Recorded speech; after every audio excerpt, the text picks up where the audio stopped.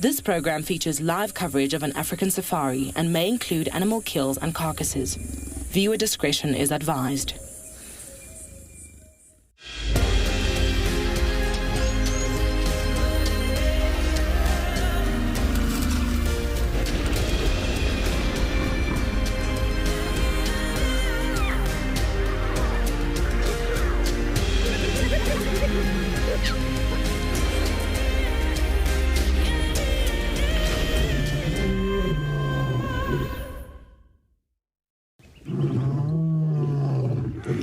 Good morning, everybody, and welcome to a beautiful sunrise.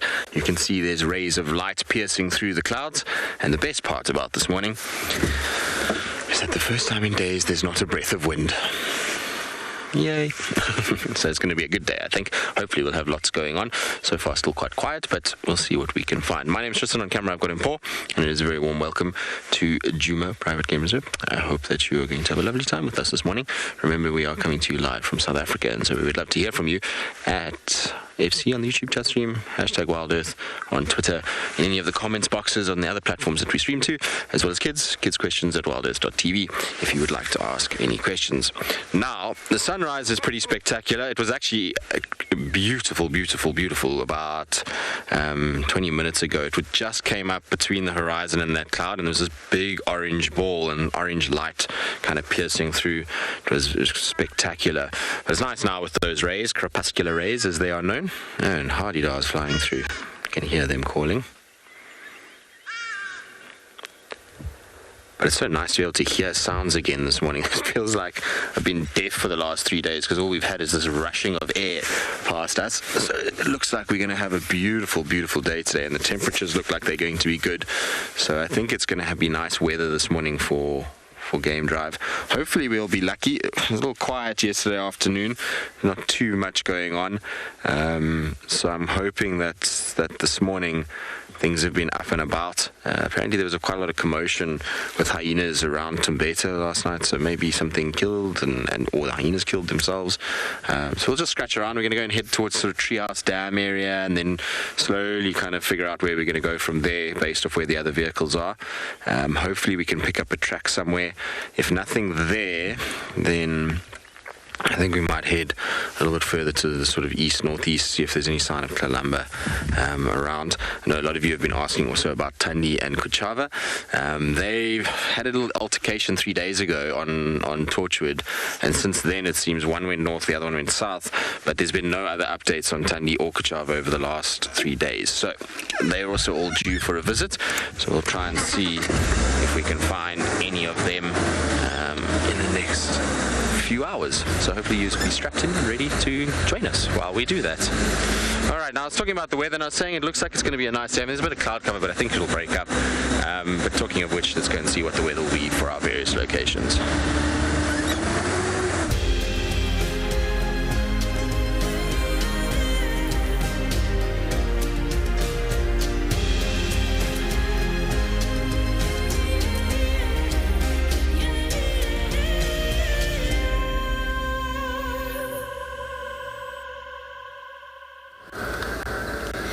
Good morning and welcome to my bumble on Djuma. I agree with Tristan. I think it's going to be a lovely day, and I'm very grateful that there is no wind today. My name is Tessa. I'm going to be your guide on safari here this morning. With me behind the camera is Morgan. And we are currently headed towards Twin Dams, and then we're going to check to see if we can find any lions this morning. We're going to be bumbling around, looking for tracks, listening for other animals, and hopefully I think we've got a really good day in store. I think there's going to be a lot out today with the cloudy sky, with it being a little bit cooler and not so windy that all of the herbivores are on high alert. So I'm really hoping as the day continues that there are going to be a lot of things to see.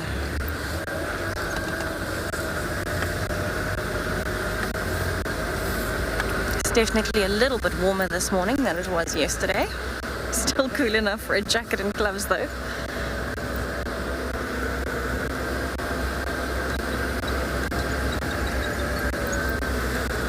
is quite lovely that it's already so light out so much earlier this morning.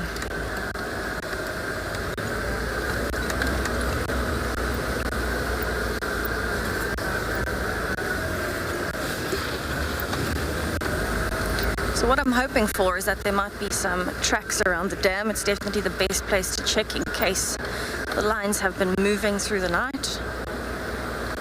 But also in case, you know, maybe if they've killed something or been marking their territory out and about, that they might have come past the dam to get a drink of water. But while I carry on to go and see if there's any tracks at the dam, let me send you over to Marcus to say good morning.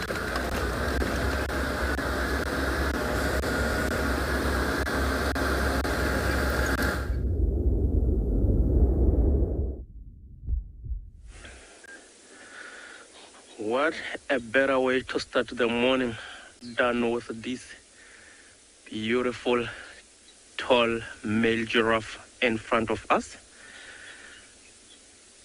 And of course, looks like now isn't really doing much. A very good morning and a warm welcome to all our viewers at home. I am Marcus, and joining me this morning on camera, I've got Gert. So yeah, looks like that giraffe standing there, it's relieving itself for now. As you can see, a bit of urine from that penis shit. And he has been at it for quite some time now. Of course, see how beautiful also he looks and colorful with, you know, the sunlight on him. And of course, he is a tall animal, and hence, you know, he doesn't struggle that much to get a bit of sunlight, at least on his head, which I'm sure it's something he appreciates, because much as the sun is coming out, as you might see, you know, it is still a little bit chilly. It's around 15 degrees Celsius at Ngala, which is 59 degrees Fahrenheit. And of course, we are expecting a toasty day by the look of things, no cloud cover whatsoever. So I think it's wise to sort of enjoy this cool morning while it lasts, like that giraffe is doing, just looking at us. And of course, coming into this area here, we did surprise him a bit, which, you know, he was very close to the road and he had to walk to where he is now, you know, sort of look back, investigate to see whether or not we are a threat, of which, looking at how relaxed he is right now, you can tell what conclusion he reached. So yeah, for this morning, you know, we are gonna be heading on the eastern parts of the reserve, just to go past Clara Dam, for those who might know that waterhole. You know, because a couple of days back, in that sort of area, it's where, you know, there were some tracks of wild dogs. So it will be quite nice also to catch up with those. It has been a good while since we last saw them. If you look at the neck of that giraffe, there is a bead on his attendants, which is not unusual, you know. That will be the red-billed oxpecker, making its way up towards the head now. And of course, they are there for all these parasites, you know, that might be on this giraffe.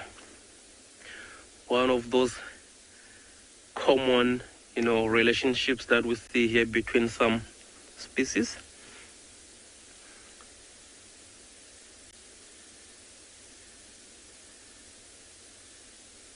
How beautiful are those eyelashes, eh?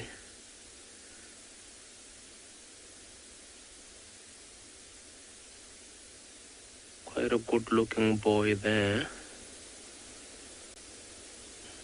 Horse deciding by the look of things to continue with his breakfast, I think it's wise for us to continue with our plan as well.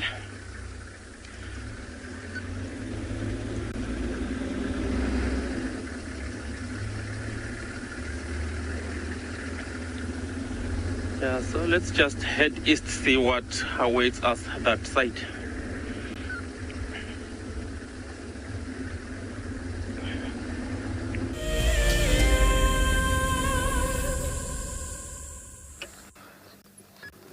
Good luck, Marcus. I definitely hope you catch up with those wild dogs.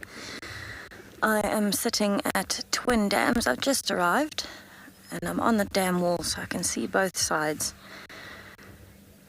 And I'm just checking to see any signs of predators through the night, but also just listening while I'm here in case there are any alarm calls or distress calls or anything like that.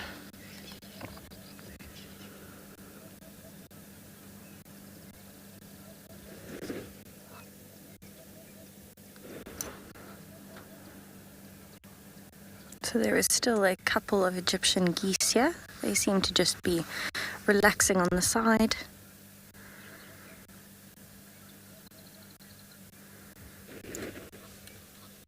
And they don't look particularly alarmed by anything.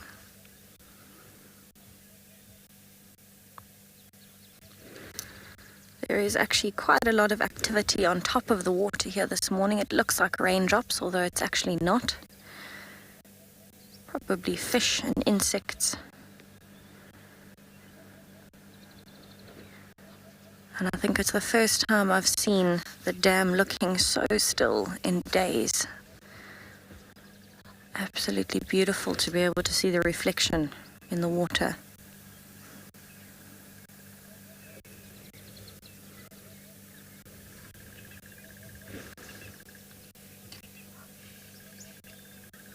There are still a lot of birds that are busy with their dawn chorus.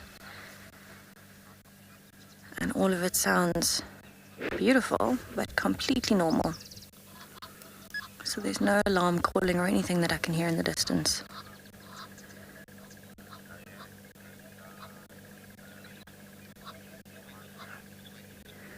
I've been absolutely amazed by the number of white-bellied sunbirds around.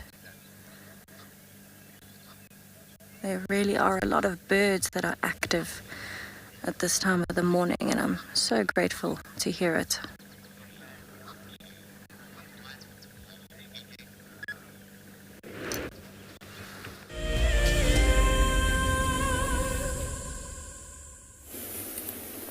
Elephants in the early morning, soft glow, beautiful, feeding on a rocky ridge underneath a nice green, I don't know what kind of tree that is, but spectacular to be here.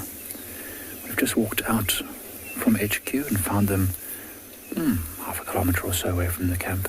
Hi everyone, my name's Mike Anderson. Behind the camera is BK, and this is Eco Training's Brightlands Conservancy. That elephant bull up there is one of at least two that are in this area. We can't see the second one at the moment. And we've just walked to a little bit of a rocky hillside where we can, maneuver around and be safe. We have to be fairly quiet. There's no wind at all today. It's fantastic. It's chilly, probably about 10 degrees right now, which is frigid for a spring day. But perfect because it's going to be sunny and it's going to warm up a lot. And birds are going to be active. These elephants are going to be moving along this ridge, feeding on anything that's green. It's like kind of a moisture in the air this morning. It feels like there might have been a bit of dew this morning potentially because of the drop in temperature. So the elephant will be feeding on the grass that's now become soft because of that dew on the top of the hillside there. Reaching its trunk between the rocks, underneath the bushes, trying to... Oh, you okay there, BK? Just trying to get to anything. Can you see the second one? Yes. Oh, beautiful. BK is showing you the second elephant now, which I can't see from where I'm sitting very clearly. Oh, it's behind a bush apparently, but that's great. And I'm sure there's more. I see he's on the move. Okay, now I see him. He's on the move up the hill towards the other elephant. 2 bulls, potentially even part of the group we saw yesterday. You know, the wind died down last night and it would have been perfect with the full moon, or near enough full moon, for these elephants to be moving around and continue feeding the whole night. Remember, there's not much green vegetation at the moment. There's nothing that's highly nutritious, so it's really advantageous for these elephants to be on the move and feeding as much as safely possible. Of course, when you're a massive animal moving in a rocky environment like this, you need to be able to see where your feet are going in order to not hurt yourself and trip over. And so they'll be using the full moon to move around. Now, we're going to follow these elephants, at least for as long as we can safely do so, just to see what they get up to. I don't know, what do you think about that? I think that sounds like a marvelous idea. And if they continue moving roughly in the direction that they seem to be going, they might end up at Leopard Dam this morning, which would be fantastic. Something else that would be super fantastic is if you all signed up and entered the competition to win a prize where you get to spend time with us here at Pridelands. Let me show you what I'm talking about. If you are a WildEarth explorer, then we are excited to announce that there is another unique prize for you to win. Sign up to be an explorer before the 16th of October 2021, and you and a friend could be heading off to an eco-training ranger experience. This 2-night opportunity offers a living and learning adventure where you will combine seeing incredible nature with gaining knowledge on how animals live in the wild. You will approach dangerous game on foot, learn how to track, do some 4x4 driving, and have an exclusive opportunity to join the WildEarth team behind the scenes on the live show. After each action-packed day, you will relax around the campfire and listen to the nighttime choir of animal sounds before you drift off to sleep. WildEarth Explorers, it's in your nature. Well, always fun to go and learn how to track and to trail and be a part of what goes on at Pridelands. Anyway, unfortunately for us, we got excited because we did have tracks for lions, a pride. I don't know which pride. It didn't have any cub tracks, so yeah, I know the Inkahumas, the cubs were with them yesterday, but they were on Shirley's, so to the south, west of where we are now.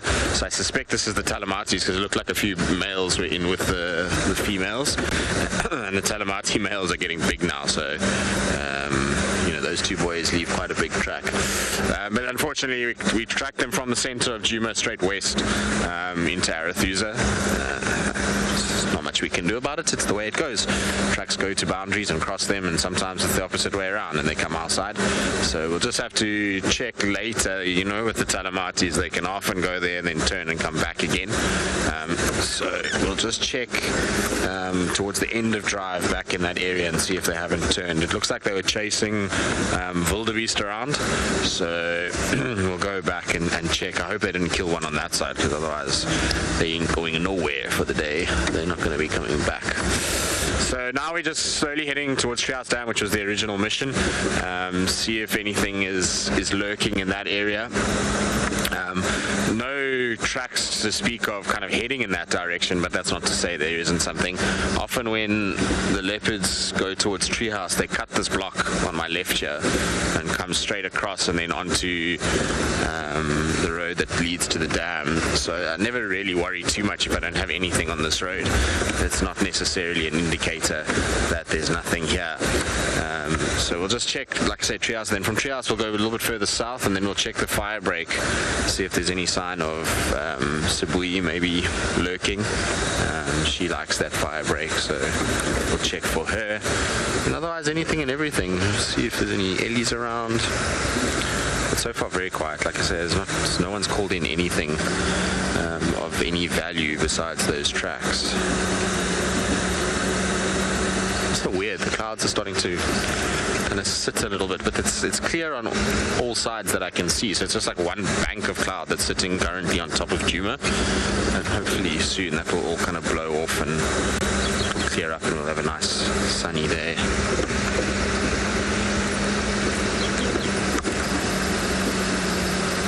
So crazy. I remember when this marula tree was still standing. breaking down rapidly these days. It was pushed over by elephants in 2019, I think. 2018. End of 2018, beginning of 2019 is when that tree was pushed over. And I actually remember having a sighting of Karula in that tree once. Jamie found her sitting up in the tree, so it's quite sad that the tree was pushed down. I always like the trees where you can remember where you had sightings of leopards. And you'd think after a while we would forget all the different ones that we've kind of had, but weirdly you remember them. I suppose it's because you have to like navigate to get there, and kind of just through photographs and things remember certain places and where exactly they were. I was actually going through photos the other day, and I was looking through photos of back when I was at Chitwa. It was quite cool to reminisce about where exactly I saw them, and try and remember which photos were from where and what areas. A long time ago, so not always that easy to remember.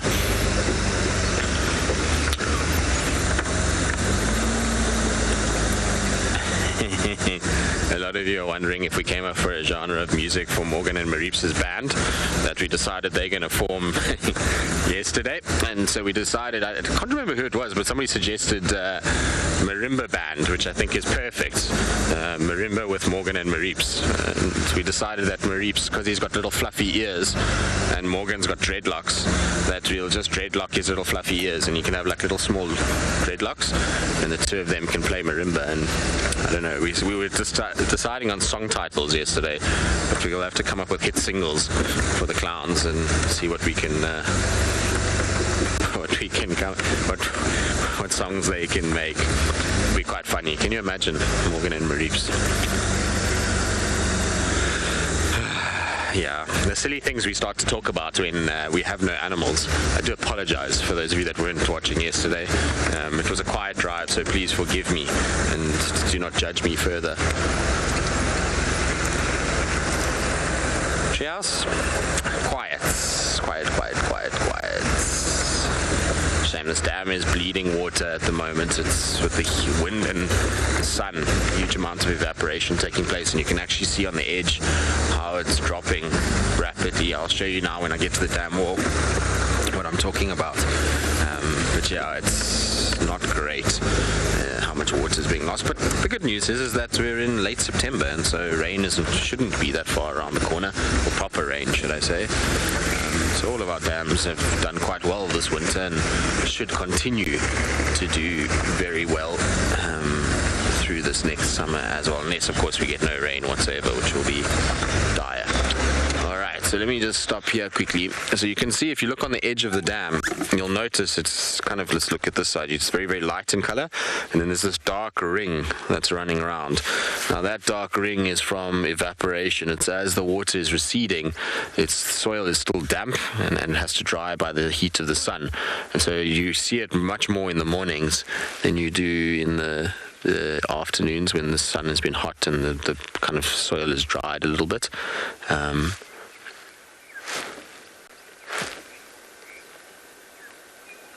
Okay, here.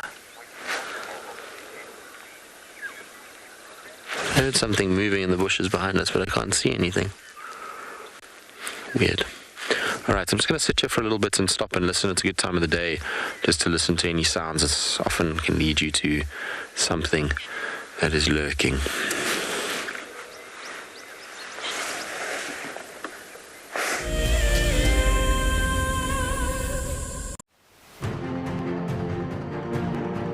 As WildEarth has shown, a guide is critical to your enjoyment when on safari. Safari Guide of the Year is an annual event which creates awareness for these men and women who dedicate their lives to tourism and wildlife. WildEarth fully supports this initiative that gives more credit to a profession that drives our economy and flies South African flags higher than most.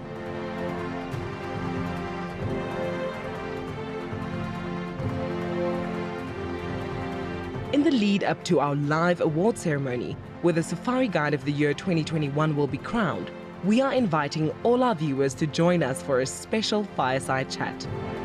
Open to everyone, this unique event invites some of the top guides in the country to Djuma on the 26th of September, straight after the Sunset Safari.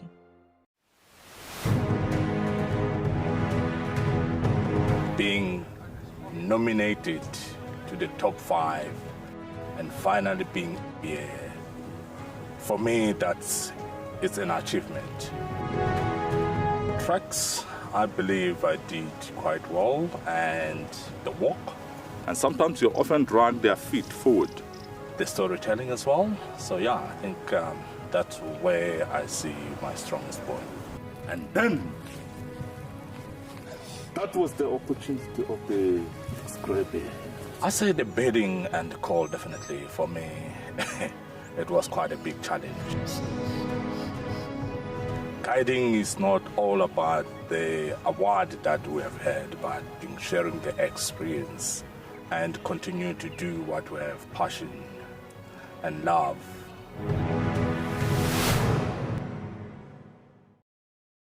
Something very, very interesting. I didn't plan this, but this is a scene rarely seen. This is what we call a journey of giraffe. So beautiful.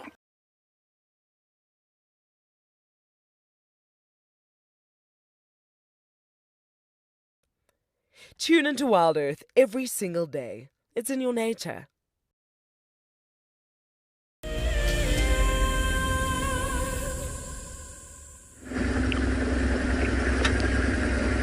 Welcome back, everybody.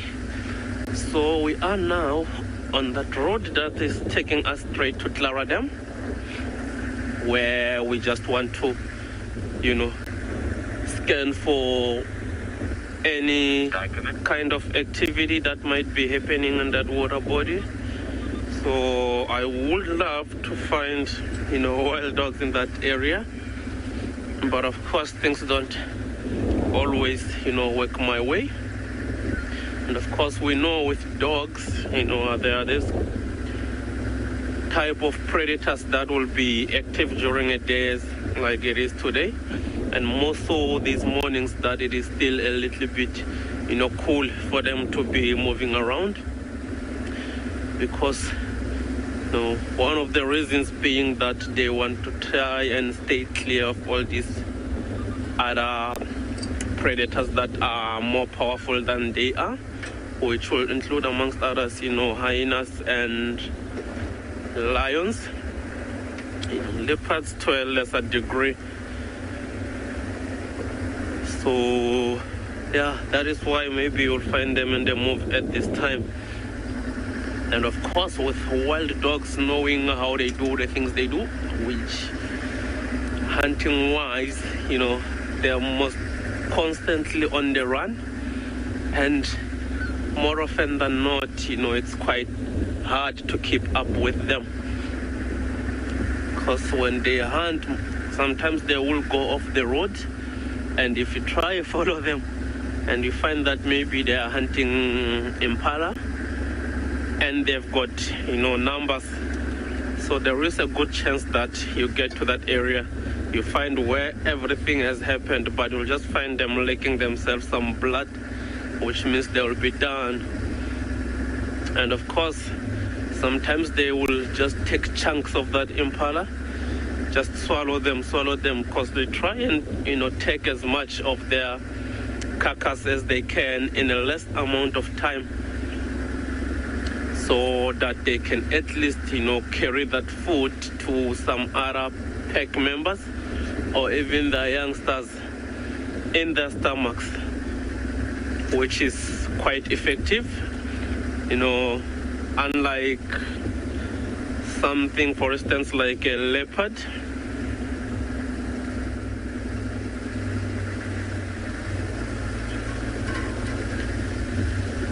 Good morning, Joseph, and thanks for joining us this morning. So if I heard you correctly, you want to know whether or not wild dogs move around even when they have puppies. Yeah, so Joseph, they do move around, like as soon as, those puppies leave the den, so they will take them around pretty much everywhere. But being that young, they can't always keep up with these other ones that need to hunt. So sometimes you'll find like a pack member or two, will be left behind with those puppies, much as they might still be following the pack that was hunting. Like, even when these dogs are still denning, of course they will still need to eat. So there are others that will make those movements while others stay guard to the den. And so, like I mentioned, should they be successful with everything, they just take those chunks of meat and then heading back to where they've left the other pack members, and that's when they will regurgitate for them to also feed. So they do move with those puppies. Like the last time we had a pack here that has got puppies, and yeah, they were in our property here for a short space of time, and they have since left. I have personally never seen them since then.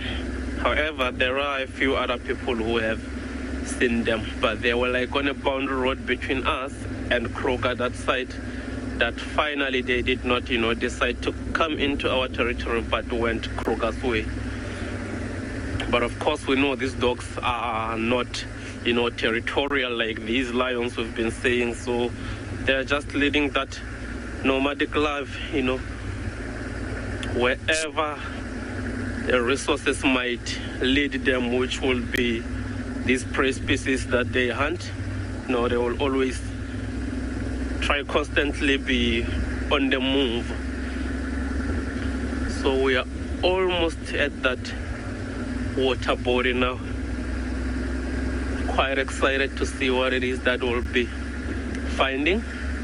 Hopefully there is something.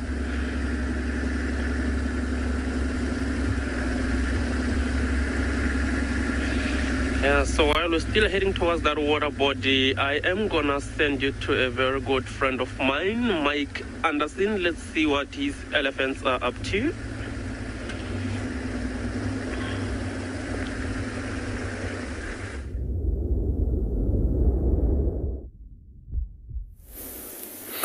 We're just in the middle of trying to reposition because we've still got this elephant, but it just moved a little bit further away. So I think, BK, have you got a view there? Yeah. So it's just moved from a knob thorn that it was feeding on. It's heading towards where there's a second elephant busy breaking branches, a much bigger elephant. So perhaps as the second elephant is breaking branches, it's trying to get there to feed on some of those branches that it otherwise couldn't reach. Let's try and see if we can walk a little bit closer to get a view. Not necessarily closer, but just to where we can see what's going on. And then just stay close. So I was saying earlier that it's very important that we stay as quiet as possible and that we don't make too much noise because it's very still. It's very cool. Sound is traveling very easily in this kind of environment. So we just have to be quite careful.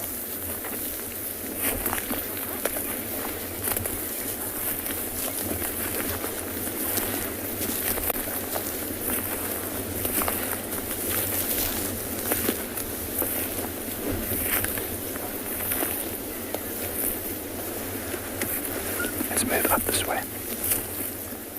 Oh, look at the whole tree moving.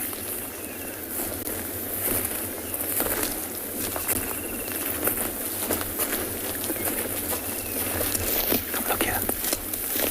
There's the very big elephant. He was just pushing that leadwood tree. You see the leadwood is just busy shaking. That is the hardest, one of the hardest woods you can get. And the fact that that elephant shook that whole tree to see if it could push it over is unbelievable. Just trying to get to those green leaves. There's a few green leaves on the top of that tree that elephant was trying to get to, but it was a bit too big and strong. Let's keep moving. I see there's other elephants moving away from us here.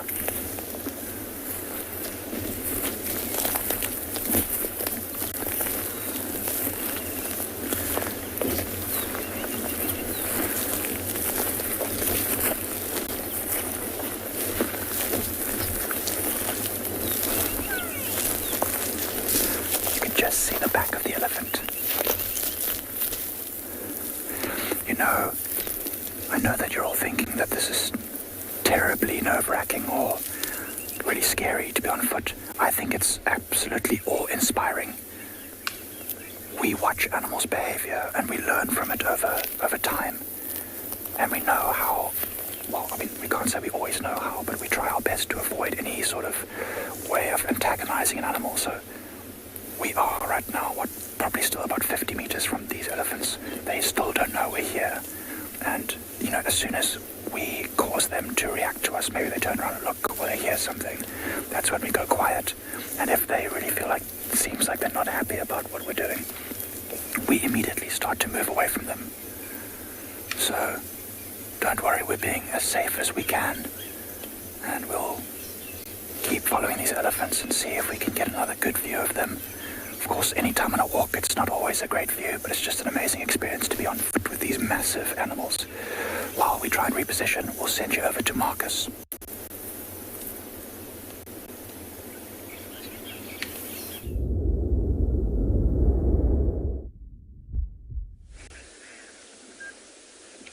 Yeah, so we are at that promised water body.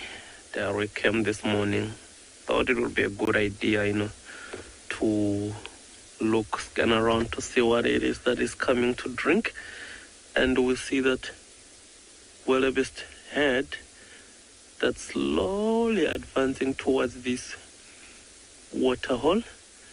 And by the look of things, they are being very cautious about it, because where they are now, they've been, you know, standing pretty much. They'll just take a few steps forward and stop, scan the surrounding, which is actually quite smart of these animals, because, you know, these predators that will hunt these wildebeest, some of them, like lions for instance, you know, will set their traps right close to these water bodies, hoping for these animals to come drink, in which case they will move in on them. So as you can see, these wildebeest are quite taking it slowly, but eventually, you know, now that they are out in the open, you know, they are able to see a good distance from to either side. You see how quickly they are advancing towards the water body. So I'm sure they just want to get it over and done with so that they at least can leave this area here.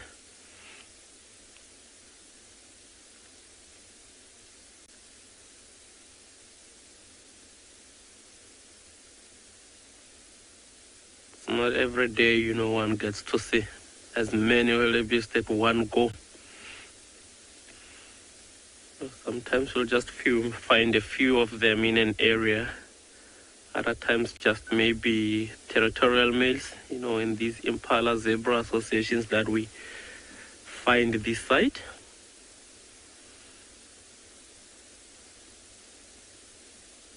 And of course, this one water body here doesn't really have any crocodiles, at least that we know of. So I think these wildebeest are in luck. There are, however, some hippos, which also just looks like they're happy with their day.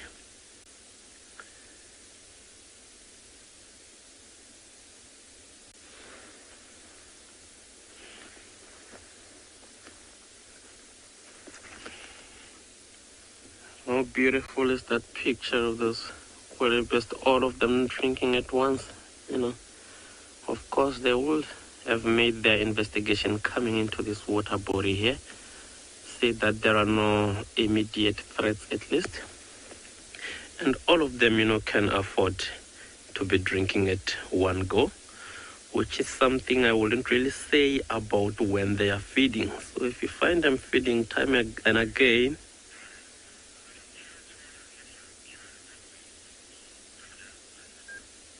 that's a beautiful question, Ngala. You want to know whether or not a hippo or a territorial male, for that matter, would kill a wildebeest. Yeah, there is those rare cases that it can happen, you know. Because I've seen that these territorial hippos sometimes do have a bit of a temper with other animals that are walking towards, their territory, as it's most of these other animals. So there can be those rare cases that something like that might happen, but it's not very common, if I can put it like that. And of course, if you observe where those wildebeest are drinking, they didn't really advance their way too deep into this water body, so they're right at the edges, that even if maybe this hippo, decides to go for them, they will be able to make a quick escape. And it looks like most of them have had their fill. As you can see, it looks like they're turning back exactly towards that direction they came from, where they will just continue with their feeding.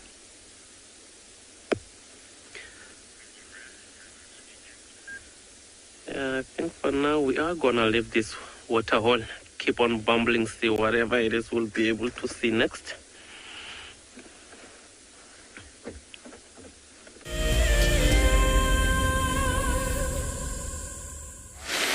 Well, while Marcus leaves his waterhole, we're at ours. I just came down to Tundams because while I was sitting at Treehouse just listening, baboons started to alarm call, and it was somewhere on this, in this vicinity. It might be just south of the boundary. It was difficult to hear from that far. But there is a little pied kingfisher that's actively hunting, which is quite nice.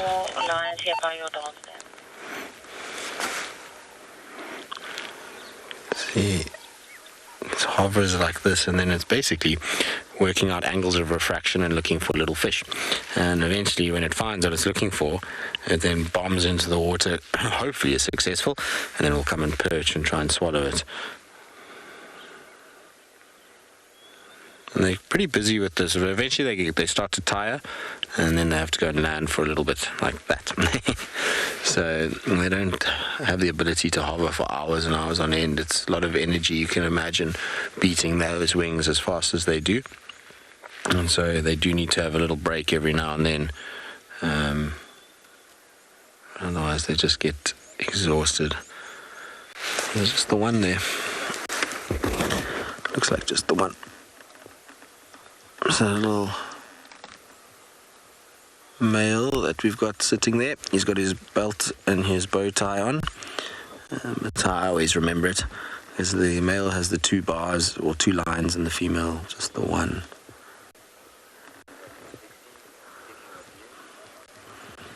Alright, well, just sit here patiently and listen. It's such a beautiful morning and lots of sounds, but no sounds of anything that we're looking for as yet, but just nice with bird calls and stillness of no wind.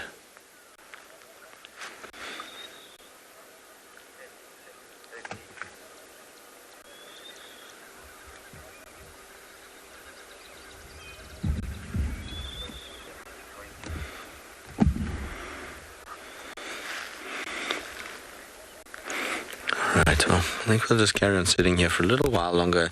Baboons have gone quiet, but you never know, maybe they'll flare back up again, and so we'll just wait and see if they do.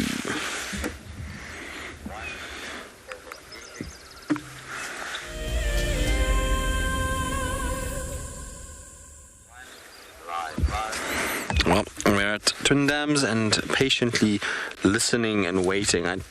Baboons were alarm calling just now, but they've gone quiet. Could have been inside of Little Gari. Unfortunately, the sound was, I was quite far at the time. There goes the silence. Egyptian geese have arrived. Coming in for a hot landing. There we go.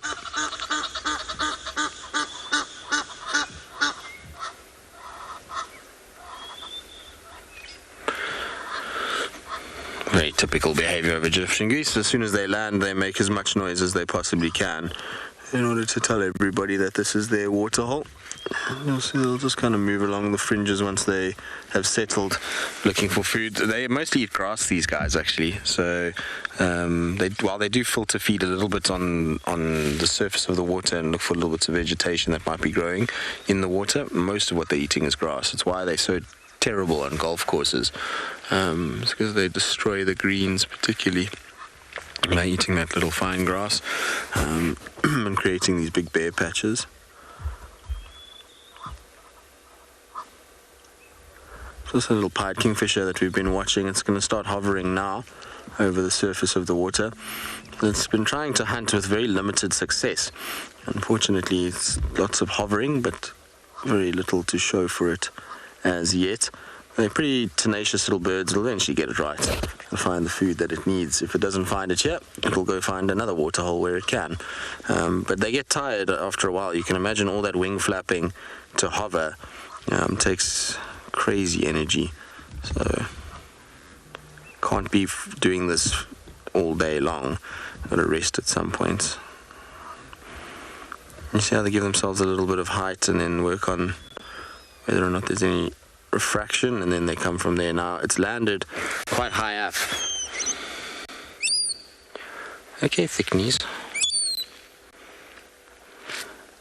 I think the thick knees got a fright because a hornbill came and landed right next to them. Lots of birds around. Cape turtle doves, starlings, hornbills, pied kingfisher, Egyptian geese, thick knees. It goes to show if you sometimes just sit quietly for long enough, things start to reveal themselves, particularly the birds. Birds are often get disturbed by the arrival of a vehicle, and they go fly up into a bush and you don't really notice them, and then once they realize that you're not doing anything, then they can drop back down again. Plus, this is the right time of the day to be engine off, as much as we always like to drive. I think it's something that we're all guilty of out here, but me particularly, is that so wanting to get somewhere to try and find tracks and to try and find an animal and cover distance that you forget that one of the best assets that we have out here is our ability to hear things. And so sitting quietly at this time of the day when things are active and lions potentially will still roar, or a leopard will soar, or something will alarm call because of the predators moving, can give them away. And so when you don't sit quietly and you're constantly driving, you never hear all of that stuff. I think it's always important just to sometimes just take it easy and enjoy. Anyway, while we sit here and kind of listen out and do some birding, let's send you across to Marcus, who's also birding this morning.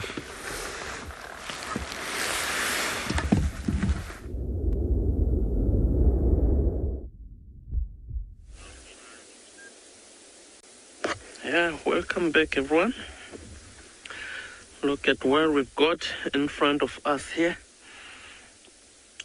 Looks like one of these battalions that will find, around this area. So mostly we will find them in pair. And it looks like today it's only that one that we have on the screen there. That looks like it's still, preening itself for the morning. And of course, that is a female one. And we all know, how females like looking good regardless of the species, and that battalion, it's no exception. As you can see, it's just preening itself for the morning, just so at least it can be presentable, And while it's there, you see like it's perched on a dead tree, meaning that it's got the best view of the house. Maybe she's still waiting for her partner there, before they start with their forage, which will be flying around to see whether or not there are some carcass which they can go and scavenge from. You can see it still looks a bit scruffy, but of course,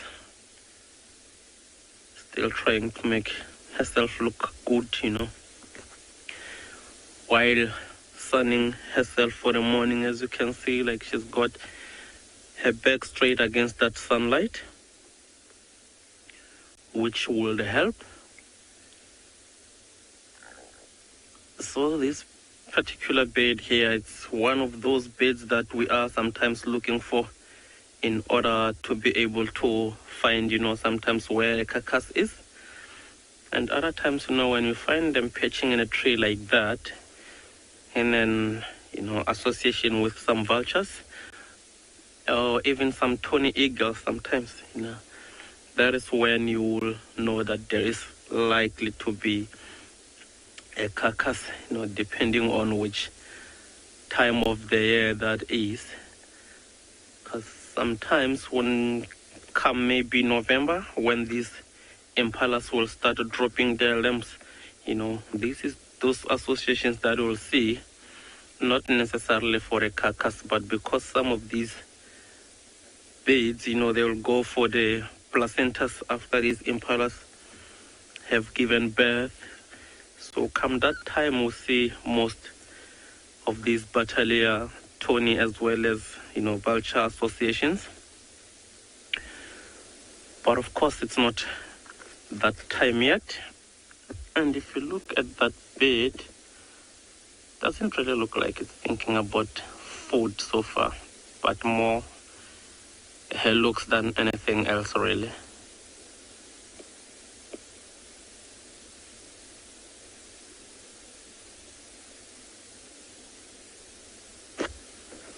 She's quite a beauty.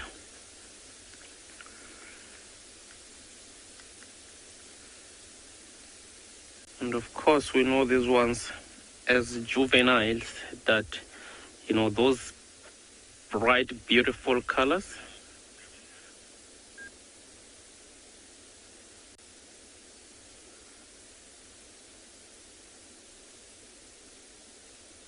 Yeah, so those beautiful colors, as juveniles, they like those, and they look a bit brownish in color,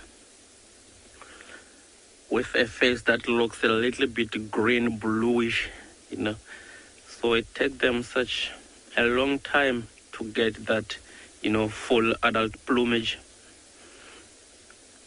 that we know them to be. And like one thing I've seen also is that as, juveniles, they tend to have a little bit longer tail than they would as adults.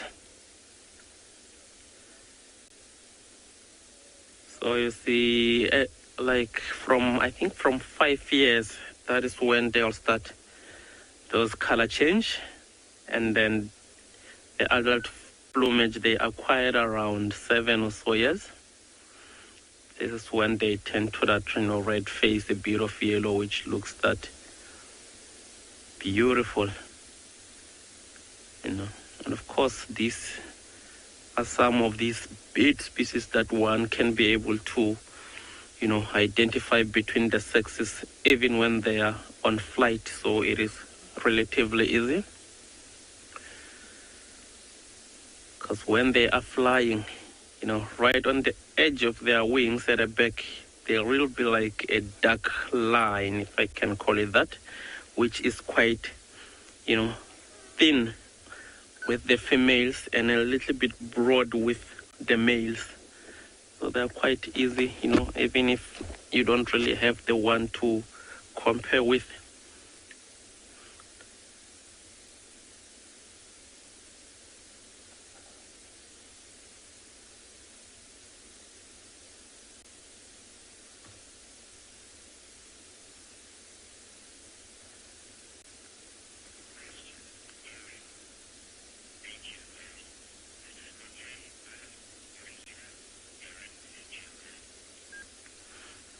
Yeah, Erin, as 8-year-old, thanks for that question. Thanks for joining this morning.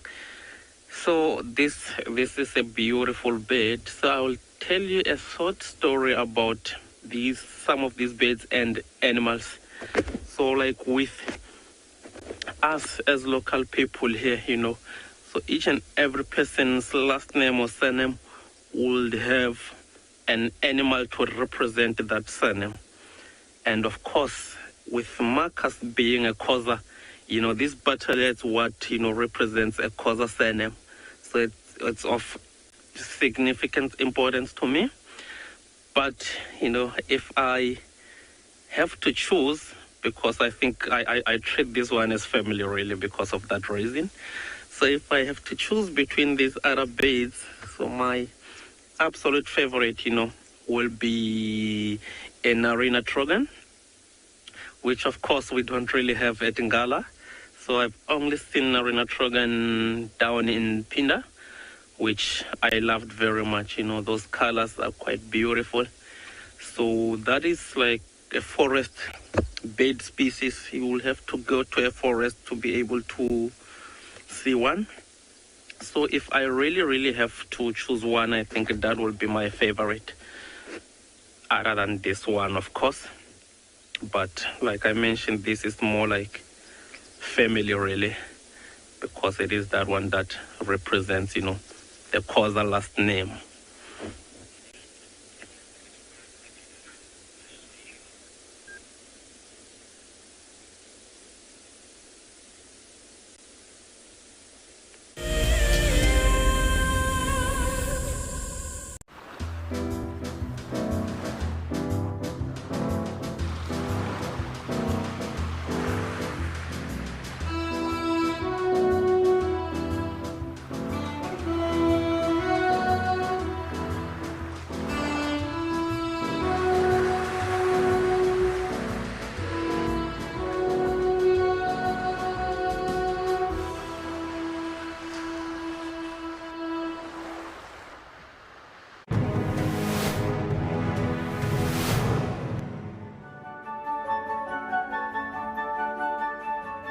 Civilized to just found some black rhino tracks. A mother with a calf. The calf tracks are so small. They're somewhere here in this area, but it's too dense to walk this way. So we're gonna walk around where it's not so dense. Let's hope we get lucky. And sometimes you often drag their feet forward and deposit the scent mark, which is what they use to patrol their territory. We managed to get a glimpse of the black rhino, but for safety reasons, of course, we held back and we walked a different way, but it was such a fantastic experience. We didn't just focus on the big things, because it's not all about the big things. We focused on army ants and lots of dung. Civilized did an incredible job, but it's up to the judges now.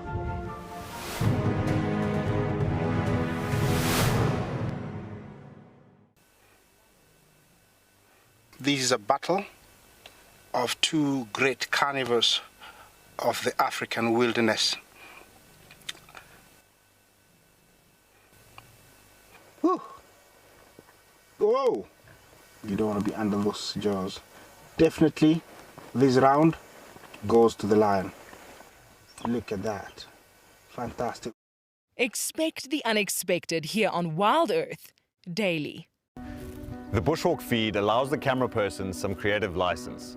This is my favorite style of shooting. You have to be mentally and physically prepared.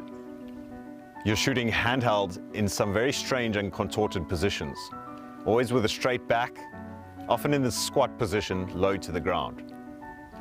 The creativity comes down to the relationship and sync you have with your presenter. The more you understand each other, the more you'll be able to tell the story seamlessly.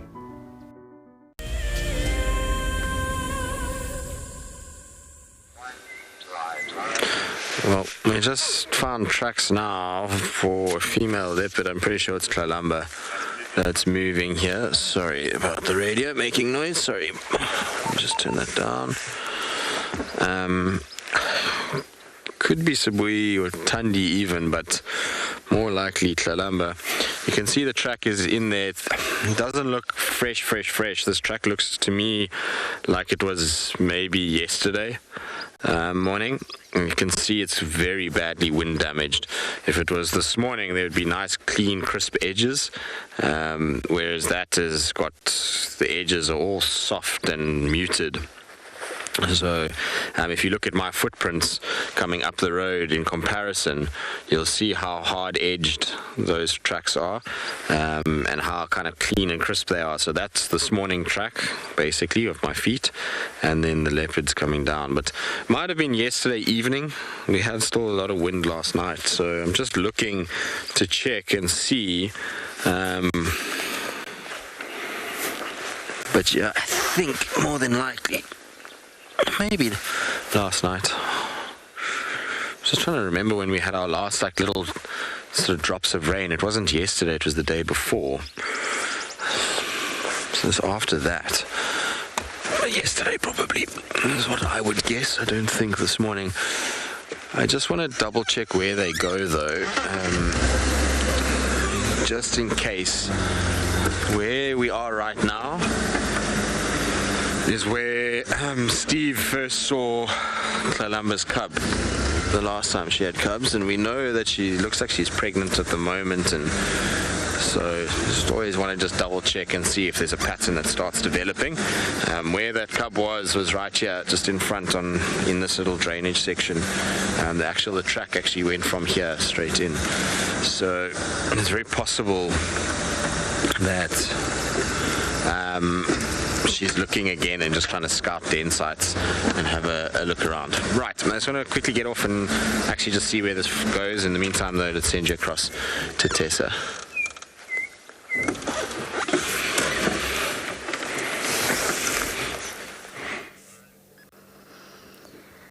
So I have come back down into the drainage line, and I've been looking for any signs of predators, and I found one. The spotted eagle owl Morgan's actually pointed out this is the nesting one, and the other one is actually still up in a tree in the same place that it was yesterday, and I had not seen this little one sitting on the nest. So this is actually a nest that she has used a few times, I believe. And it definitely looks quite comfortable. You can see there have been a lot of leaves and things that have been scraped out around the edges. And so this nest is just a little hollow on that little overhanging ledge of the riverbank that she has been using a few times now.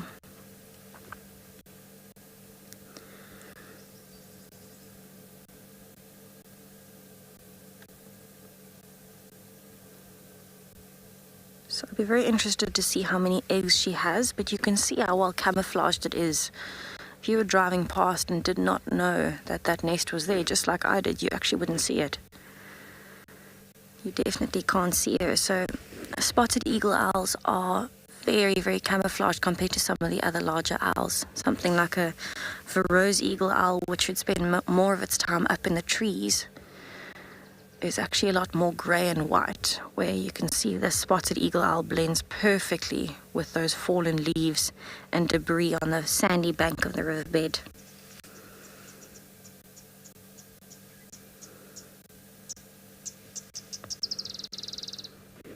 So they're also quite unusual because a lot of birds you'll find will take turns sitting on the eggs and incubating.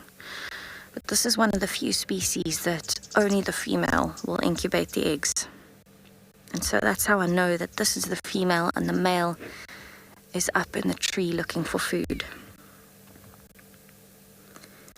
You can imagine that it is a very long month for her when she needs to sit on those eggs. James, it is wonderful to have them nesting again. It's particularly nice when you know that these owls are territorial and will defend this nest and use it over and over, so you can actually monitor them over time, which is really wonderful to be able to do, because not enough research has actually been done on birds, and particularly birds of prey. So it really is wonderful to know that she's here and to be able to come and check on her. In fact, she'll only leave for very, very short periods to go and quickly find some food and then come back. So I'd love to know how many days she's been sitting here already, how far along the incubation is. And to be able to watch her as well would mean that you could actually see how successful she is too, because it's one of those things that's not well documented. Pamela, she'll need to sit on the eggs for anywhere between 29 and 33 days. That's the incubation period.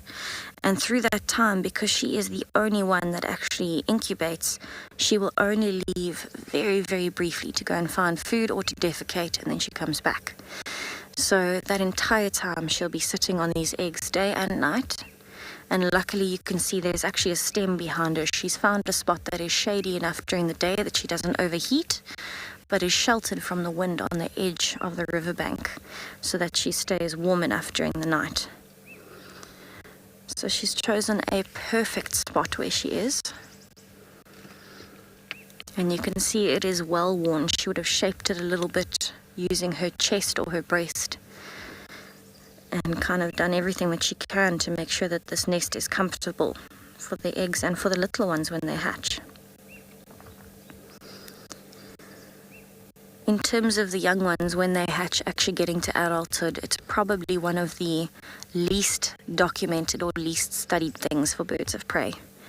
You can imagine it's very difficult to watch a chick from as it hatches and somehow ring it or mark it in a way like you would with a predator. You might be able to collar them if it was something like a wild dog or a lion, or you'd pick up specific characteristics of each. But with things like young eagles, young owls, you can't really ring them like you would put those markers on their legs. You can't really watch them from a young age right the way through, so it can be very difficult to actually work out how many of the chicks survive and how long they survive for, what the breeding success would actually be.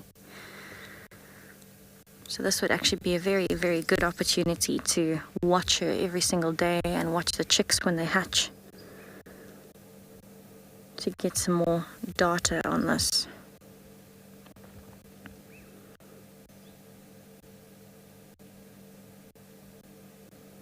So we are actually in the natural peak season for when owls would lay eggs, but it can differ.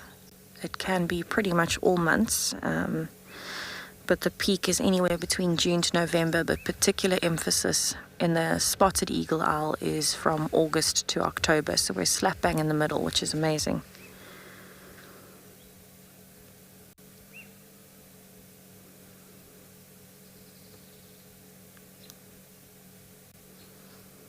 Can't believe how still she is. And also with her eyes closed. I think if anything, her bright orange eyes would be the indication that there is something there, because she's so still and so well camouflaged that unless you saw that burst of orange, you probably wouldn't notice her.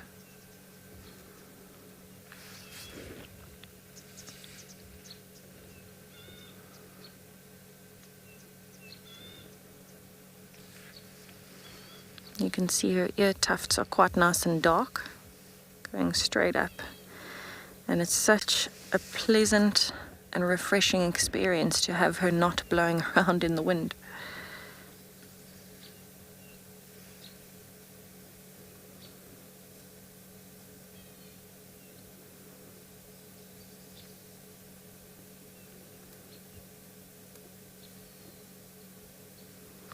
I wonder how far she would actually move from this nest to find food. She's got such a short space or window of time where she can go out and hunt. So I wonder how far she would actually have to go to find some food every day.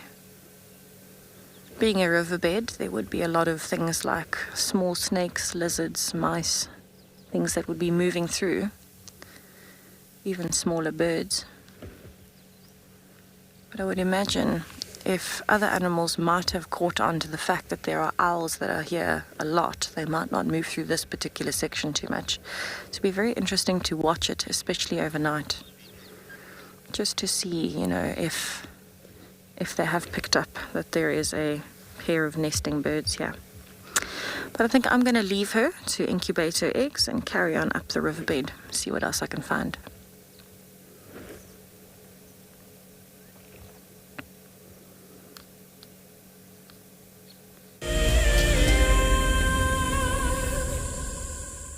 How's it, everyone? So we are just sitting on the top of a rocky outcrop and looking out on pride lands just to see what's about. Just trying to see if we could spot anything. We're sitting quietly. We left some elephants. They were just moseying along down towards a low area where we didn't have signal. So we just enjoying it. You can actually see just down there, there's a green patch, some thicker, greener vegetation down there. That is the drainage line that feeds into Leopard Dam. Leopard Dam is not far from here, in a straight line, probably not more than about a kilometer at the very most. So from here, if there was any alarm calls, if there was any animals making noise, or even anything moving along in this direction, we would definitely be able to hear it. So we're just taking a little while to see if something presents itself to us. Now, goodness, I put my binoculars down and I haven't picked them up. Now they're all the way up there on the rocks, hanging in a tree. I wanted to get my binoculars out and have a quick squiz. It's amazing when you go to a vantage point like this, the benefits of a binocular just become absolutely magnified.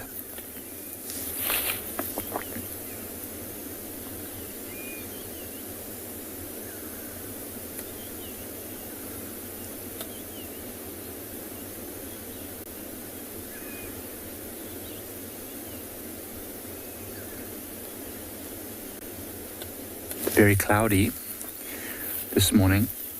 The temperature is still quite low. It says it's going to rise to about the mid 20s, but so far still very, very chilly.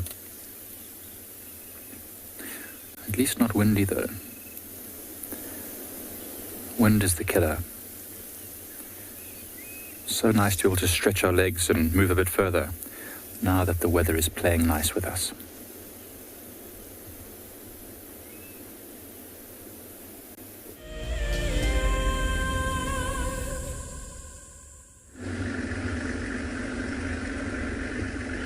So we have moved actually further west of our property. So we are like now more on the central parts of the reserve. And there were actually some updates, not necessarily with us, but with the other stations, of tracks of wild dogs that look like they were heading to this general direction we are also heading towards. So that's why I'm like constantly looking on the road here to see if maybe some of them will come out from this road, because they were seen, coming from other road that is directly north of us. So of course this is how we will search these animals, drive loop roads around the area where we think these tracks are headed, and then see if they don't come out of this one road. And if they do come out, try drive the next one, and then you look at those sort of things, whether you'll see some,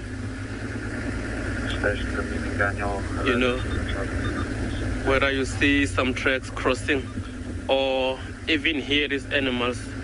So when you are looking for dogs like this, it's even worth, stopping every now and then, switch off your engine and listen. Because dogs, they've got those sounds that, they make sometimes, which you will be able to hear exactly where that is coming from. And sometimes you just listen to hyena audio, because if dogs have killed something and, hyena sometimes want to steal it, but the dogs have got numbers, so they'll keep their hyena at bay, and the hyena, you'll hear this particular sound that they make if that is the case. So yeah, those are some of the things we ought to be looking for,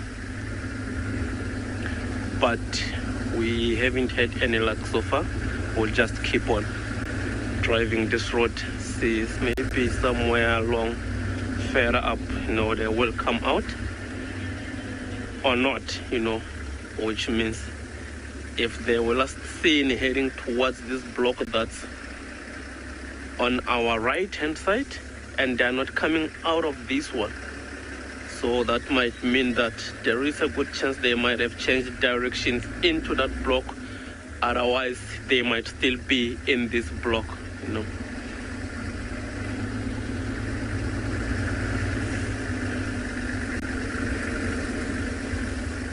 But like I mentioned earlier, because these dogs are almost, excuse me, always on the run, so sometimes you might see these tracks only to find that these dogs are actually quite far away from where you are seeing these tracks, because of that, habit or behavior of constantly being on the run. Yeah, but this side doesn't look like the tracks are coming out this side. We'll just continue driving along this road. And of course, scanning around always helps, you know.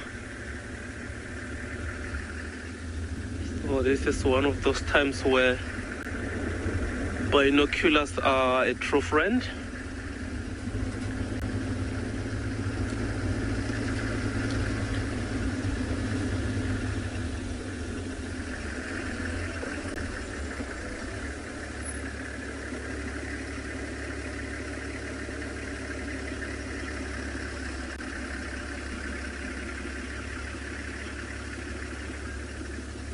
Yeah, so Jerome, you want to know whether or not these wild dogs, when they den, do they do that near water? Not necessarily, Jerome.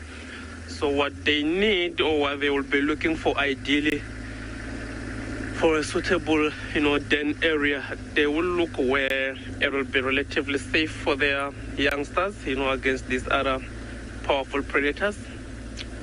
Mostly that will be a termite mound that is well protected, maybe by some vegetation. So that is something that they will be looking for, not necessarily, you know, water, much as they will need to drink, but that is one of the things that they don't really look for. It's more protection against the youngsters than anything else, really. So they will need an area that has got a better, you know, protection.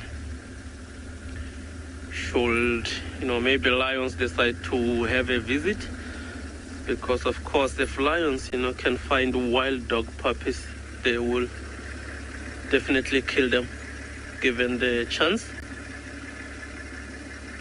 Not necessarily that they want to feed off them, you know, but by that, doing that, they will have, you know, eliminated future competition, because some of these species that these lions hunt are also what wild dogs hunt.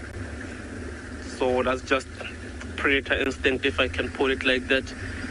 So if the ones, you know, find the youngster of the other species, more often than not they will kill it, except in a case of a hyena that will kill and actually feed off that youngster they would have killed, you know, much as they do that maybe to eliminate future competition. But with them, they try and feed. They will feed, definitely. Most of these predators, like, there are those rare occasions where they were seen to feed off other predator, but it's not a lot of cases. But the hyena, everything that the hyena will kill, they will also feed on, which include another dead hyena, you know.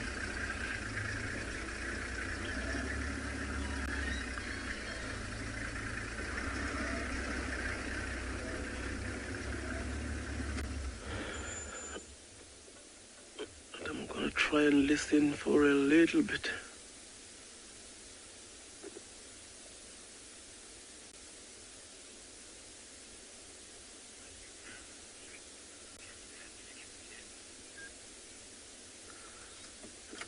I didn't hear any sounds, so I'll just keep at it.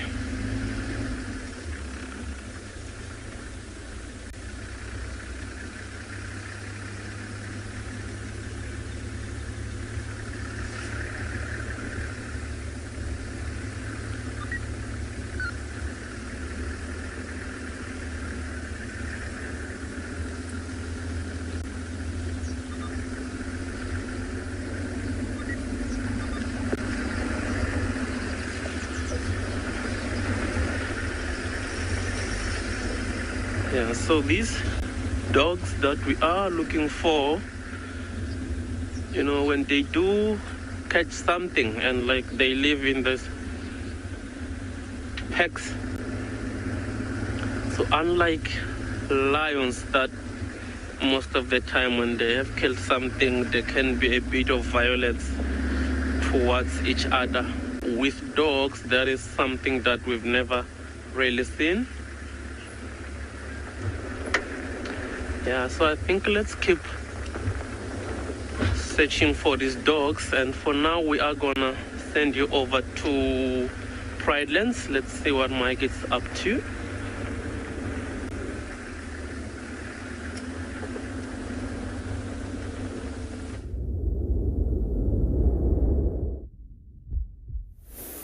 Thanks, Marcus. We are up to no good, as always, and we found something very beautiful. Now, I don't know a lot about a lot of things, but I can appreciate when something is very beautiful, and this flower is stunning. I don't know what flower it is, if I'm going to be brutally honest with you, but it's growing on a vine. It's flowering at this time of year. I believe it's a native plant because I've seen many of these flowers around, not densely populated in areas like an invasive species would often be. Just, one here, one there, so I kind of believe that it's a native, but I don't know which one it is yet. I'm going to do a bit of digging to figure it out, but look at that beautiful structure, those orange stamen, tiny little light pink petals in a little bundle, and it's growing as a vine, a creeper, right over this knobthorn tree. And it's cool this morning, so there's not too much insect activity, but I can imagine that when the sun comes out and it gets a bit warmer, that this will attract a lot of things like bees, beetles, moths, butterflies, which in turn will attract a whole assortment of birds and other creatures that will probably be feeding on them. I actually wonder if this... Oh, there's already a bug on me. It's landed on my nose. Hi there. So I can imagine that this would also be a food plant for something like a sunbird, flying up, landing on the branch, sticking its long, thin, scythe-like bill in there, licking at some of the nectar. Remember, sunbirds here in South Africa are not like hummingbirds. Some of you might be watching from the US. Hummingbirds are a bit different. They fill a similar ecological niche, but sunbirds don't hover. They land and they probe with their bill, whereas the hummingbirds can hover, beating their wings extremely fast, and they can move back and forth and actually hover as they put their bills into these flowers. And there is a creature that is on this tree, I've just noticed. We've talked about it a few times. Oh, I think it's not in the right place for BK, unfortunately. There is right at the tip of my stick. Oh, actually, there's one for you, BK. Just over there. Oh, no, it's disappearing. Gosh, these small things. Have you got this one? Okay. There is a spiny sugar ant. And as the sugar ant's name suggests, it's probably looking for the nectar on this plant. A spiny sugar ant. Looking to get some of that beautiful nectar that's probably in this vine. He's in the wrong place if he's looking for that, though. As you can see, unlike most ants, this one is a solitary ant. They have a communal nest, so they all sort of work together, broadly speaking, but they forage alone, not often foraging in a group. Look at this beautiful antenna feeling away at this branch, trying to find its way around. Wow, that's so cool. Actually, I've never looked at it up real close. So delicate the way it waves its antenna to smell or taste its way along. Remember, the antenna are covered in sensory organs, chemical receptors that are able to pick up the very minute traces of the food that they need, maybe pheromone trails that they leave to figure out how to get from one place to the next. Spectacular little details on this little spiny sugar ant.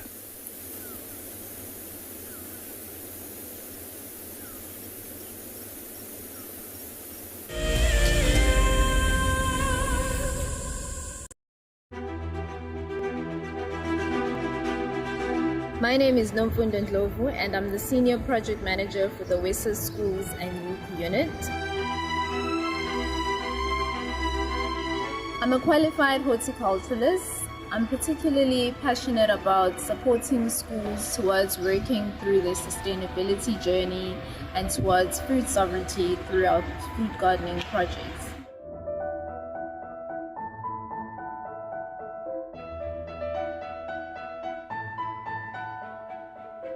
typical day in my work involves me overseeing our national projects and creating an enabling environment for schools to thrive and succeed in working towards self-reliance and sustainability, and really ensuring that no school gets left behind.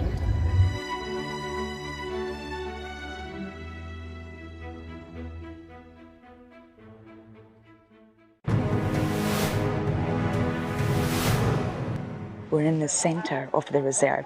It's a much more open area, so a completely different experience. It's also in the afternoon, so just a little bit hot, shall we say.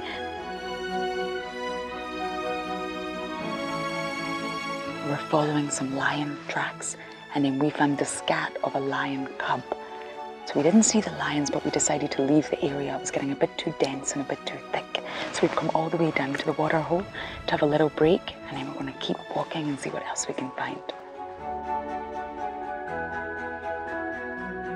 And TJ himself actually reminded us at the start of the walk that when you're on the vehicle, it's all about observing. But when you're on a walk, it's all about immersing yourself in nature, being part of the ecosystem. And that's exactly what happened today.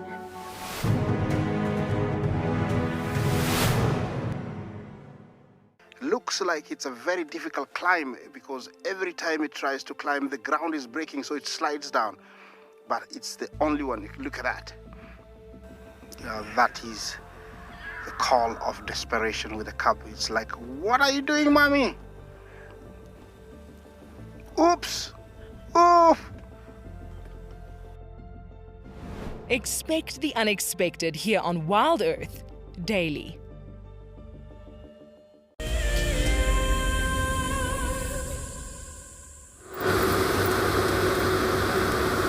Alright, welcome back. I have left the drainage line and I'm actually driving just on the edge. I'm still looking for any signs of predators. So far there are no fresh tracks around here, but I did see a glimpse of a hyena earlier running kind of over the road in this direction, so I just want to take it nice and slow and make sure that there is nothing here, because you never know what you'll find, especially now. There is actually no blue sky left at all. It's all overcast, but luckily still no wind. So this is the perfect time, if a leopard wants to go anywhere different, for a leopard to move.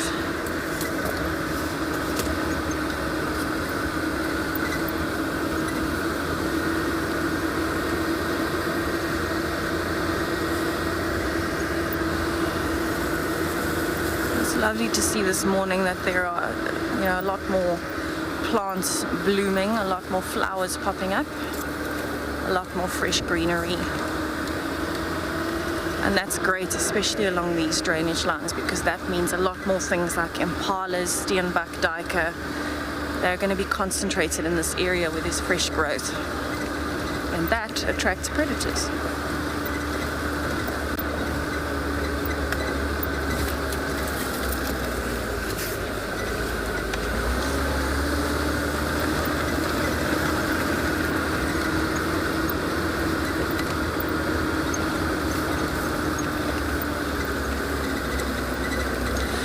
Virginia, hyenas have occasionally been known to kind of kill other members from the same clan. It's much more likely, though, that if they find a hyena from a different clan that is weaker and they're very hungry, they might go for that hyena. However, there are a lot better options for a hyena than picking a fight with somebody who also has teeth and is strong. So they would probably not run out of other food sources. If it was absolutely desperate, I'm sure it would. But there are a lot of antelopes around here. There's a lot of different food sources, and hyenas will pick on pretty much anything. So it's definitely not uncommon for that to happen. I've actually, hyenas, I think, have a reputation for being... we found a wild Tristan. Hyenas are, they have this reputation for being scavengers, but actually they're really, really good at hunting. So a lot of the time, they actually take down more prey than lions would. They are very good at hunting. They can keep a gallop going for a very long time, so they can move far distances without getting tired. And so they work on a similar strategy to wild dogs, where they would tire something out by, kind of just keeping behind it for a really long time until it tires, until they can get a grip on it. And once they've gotten a grip on it, they're incredibly strong. So it's very hard for prey species to get away from a hyena. They are incredibly good hunters.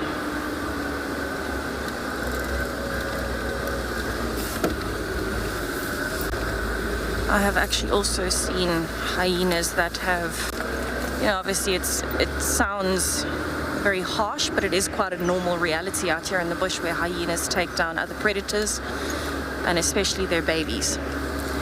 And that will happen because of competition. And in that case, I've seen quite a few hyenas that have killed another predator, but haven't actually eaten it. They just kill it for competition, and then actually move off. They don't even eat it. And lions will do the same thing. If a male lion takes over a pride or finds cubs that aren't his and he kills them, he doesn't necessarily eat them. He'll leave them, and the hyenas might come in and eat them. But it's just based off of competition. If you're in the same area and you eat the same things, there's always going to be competition and other predators. Definitely not the easiest thing to watch and to document, but it is a reality out here. Definitely can pull on the heartstrings though.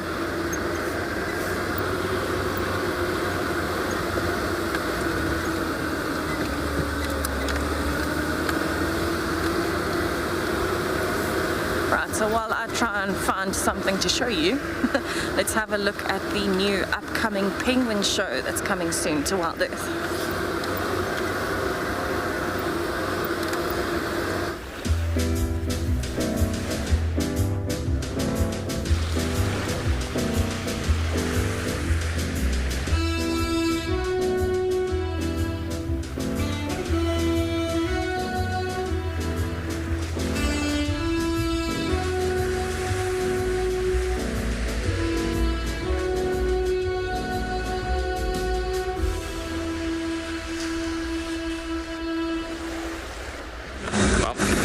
Soon there will be little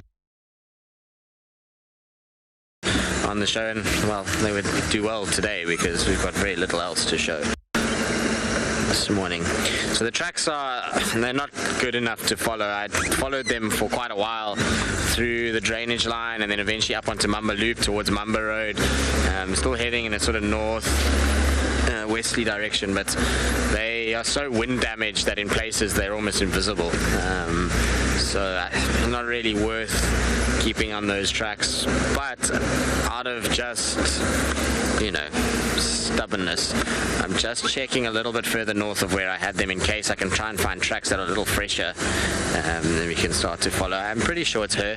The way that they're walking is Kalamba through and through, so I'm hoping that maybe, just maybe, because I know she's been walking kind of Nyala Road now, she's been walking Mamba, Batalia, so all this eastern side of the Mulawati.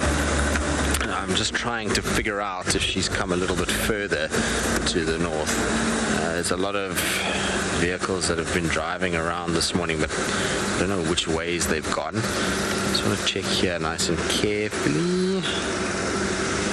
No, nothing that I can see. Just kind of hoping that her trucks are going to come out somewhere here or cross straight through. Batalia is such a hard road in places, it's very difficult to pick up tracks on there, and it's kind of like concrete. And especially with this light, we've got no light to work with this morning, and it's dark and dingy like this, and soft because of the cloud cover, tracks just melt and disappear, and you can't really actually see nicely what's going on. So here's one game path that they like to come out on, and then they cut this corner, or they go in there and then straight through and up. And I say they, it's just routes that Thandi and Kalamba have both used over the last few years. I don't think this is Thandi. Thandi she doesn't come here much anymore. I think Kalamba keeps her at bay quite a bit and stops her from moving in this area. the game path that they sometimes use. So double check quickly. So just Nyala have been walking here. Yep, just Nyala.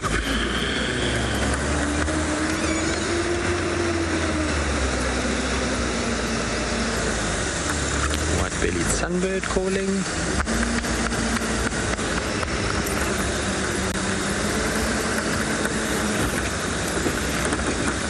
Gene all the time. Everybody always thinks leopard territory done set entire life, that's the way it stays. It's not the case. Leopard territories are under constant fluctuation, and it's because they're responding to changes in their environment. So whether that change be thanks to another leopard, or if it's because of environmental changes, both of which will dictate where a leopard hangs out and what they do. So for example, let me show you quickly on the map, because Tundi is a really nice example of a leopardess whose territory has changed multiple times. Right, so Tundi was born on Djuma, so this property here. She was around the Mulawati area, quarantine, the usual Karula kind of den sites. From there, she then distributed and headed this way, and she became first territorial around Nkoro. Her first litter of cubs was born in the Rapapi, which is this little blue line at the bottom. Sorry, my knuckles are in the way. Where it says their graveyard pan. That little blue line that's running along there is where her first litter was born. From there, she started to dominate more back towards the west, and her kind of territory was this sort of section, so it would just bleed into Chitwa a little bit, and then round Nkoro. Then when she had her second litter, she was around this new entrance road. That's where her second litter was discovered. And by then she was moving all the way around Chitwa Dam and all those areas as well. In fact, even with her first litter, Wabayiza, they used to spend a bit of time around Chitwa Dam. Around the floods in 2012 was when they started to kind of move in there. Then she hung around this area for quite a while, and she had her third and fourth litter at Chitwa. And then from there, she made a drastic move once Karula died, and she shifted, and her entire territory then became this whole sort of middle section of Djuma itself. I mean, she used to go into Torchwood every now and then, but it really was around the camps, the Mulawati. That was kind of where Tundi used to hang around. And then Tlalamba came along, and since then, she's pushed back like this, and is now territorial around this section over here, so central Torchwood. So you can see she's had basically 4 major shifts in her lifespan. She is older, so 15 years means that there is a lot of movement that's going to take place, but that gives you an idea of just how much movement can take place in a single female's lifespan. I mean, Nsele is another crazy one. She was all the way off the map over here when she was territorial initially, and she's now ended up in this top block of Buffels Hook. So they all move and shift and change, and it's whether they have competition from other females or they have competition from males if they're a young male. And then obviously there's also food and water availability that dictates the shift and changes in their territories. So yeah, lots of movement when it comes to leopardesses and male leopards. They both move quite a bit. Right, I think we're going to carry on this road. We're going to go check here. If nothing here, then we'll start heading a little bit more west, see if maybe the Telematis have started to come back onto our side, but we'll just give it a bash and see what we end up with.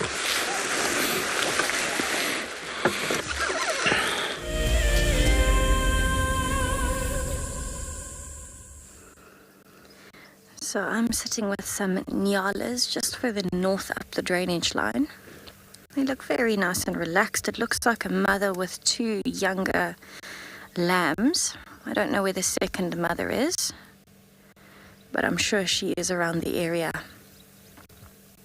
I've seen these 3 plus the other mom quite a bit together in this section of the drainage line, so they're definitely comfortable here.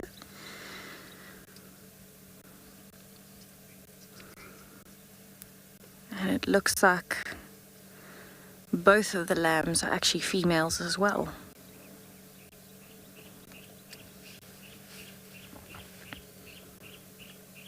can hear there's a lot of birds around. There's actually also some impalas that are scattered around the area.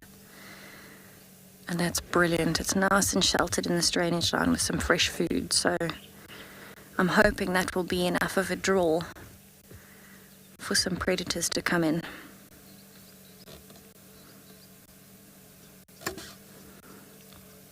You can see the Nyalas look very relaxed. They're not very nervous, looking up all the time, listening. They're actually just fairly consistently feeding.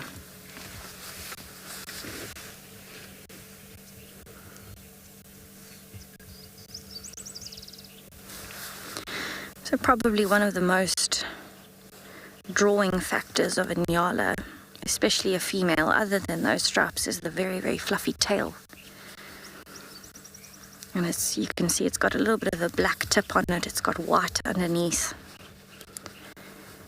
And it just looks disproportionately fluffy to the rest of the body. And it's a very, very important tool for Nyalas, not only to protect themselves, but also so that if they are chased by anything, those little lambs know exactly what to follow when mom lifts her tail. But it definitely looks quite different to the rest of a Nyala's body. It looks a little bit too long and very wide. But just lovely to be able to spend some time with them this morning.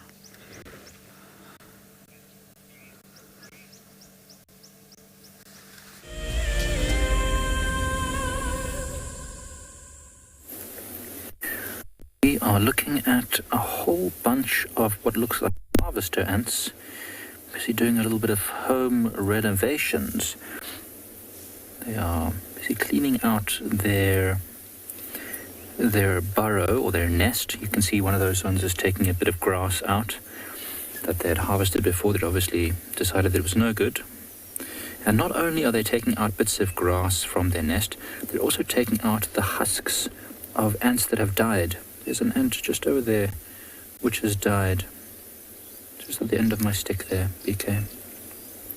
I saw them carry this little ant out a moment ago. And there are at least 3 different types of ant, maybe even 4. I don't know if they grow or if they sort of pupate into the size they're always going to be. But there's the large ones, which are soldiers, like this one coming out here by my stick there, BK. Just a big, strong-looking ant with a big head, can bite pretty sore, I'm sure. Defenders. Then you've got these ones, the smaller ones, which are just drones, the workers that collect the food, clean the nest, tend the queen and the eggs probably. And then there's these other little tiny ants. I don't know if you can see here, BK, just where the tip of my stick is. Just over here. There's tiny little ants moving around. These ones are literally like the size of a pinhead. And they also seem to be using the same nest. I don't know what their role is, but that's very interesting to see these tiny ones. So I don't know if they maybe grow over time into larger ants. It's interesting. I've never really seen these tiny ones. But I think they've just come out to start foraging, because I don't see any coming back with food yet. I see a lot of ants coming back, but with nothing. Potentially, coming back with a message to say, I found food, or no, the place I went didn't have food, or whatever the case might be. They leave a scent trail, and they'll probably leave a scent trail which says food is there, or they'll leave a scent trail that says, no, I got sent out and there was no food there, so don't follow my trail. Oh, no, there's a couple that are coming back over here, BK. They've obviously been successful wherever it was they were harvesting. See, there's one. There's my stick just over there. There's one coming back with a little tasty morsel of some sort, and just behind them there's another one who's now walking the wrong way. Interesting. It's quite cold this morning still, so I think they're a little confused about what exactly is happening here. It's a very disorganized bunch of ants, to be honest. I always am so in awe of how ants do their thing, but this seems a little silly. Melissa, it depends on the ant species. So these particular ants are probably mostly diurnal. See, they're very dark in color, so they have melanin, which means that they can survive the sun's, UV radiation. Paler looking ants probably more active during the daytime, during the nighttime, and certainly when it's very cold, they won't be active. So at night, generally the temperatures are dropped. So if it's very, very cold, the ants won't be moving around too much. I mean, it's been so windy the last few days. I'm sure these ants, even if it's cold now, having to get out and do their thing. They have to be active. They have to get food. Otherwise the colony will starve.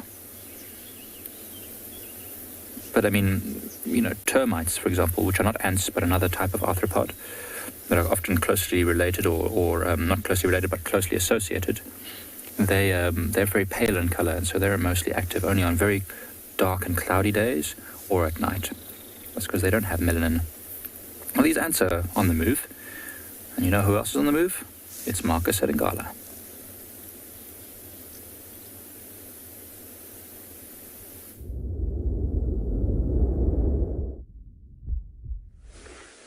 Mary, come in. Yeah, so we have got that. What looks like an elephant bull at a distance.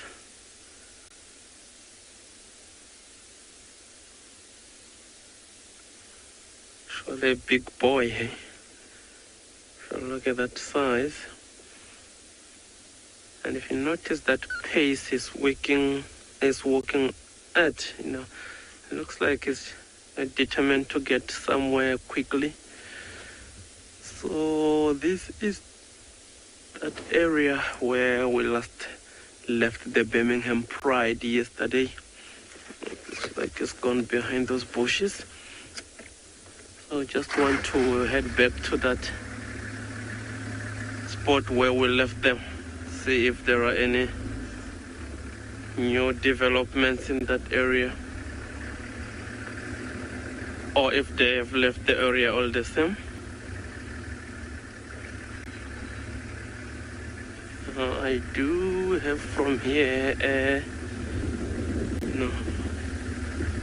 one vulture around a tree or on a tree. Not a lot of movements, I must say. I'll just go to that previous position, scan around, see if we'll be able to pick up some of these animals.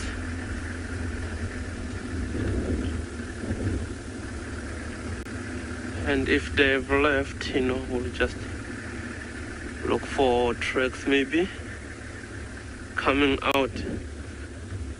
But that will be if they have decided to use, oh, I've got a visual of one. And a visual of a cub, actually. So it looks like the pride might still be here.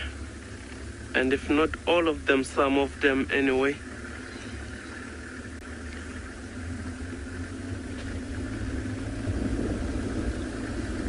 Of course, a hooded vulture to their attendants. Looks like quite a few animals in this area just scattered around.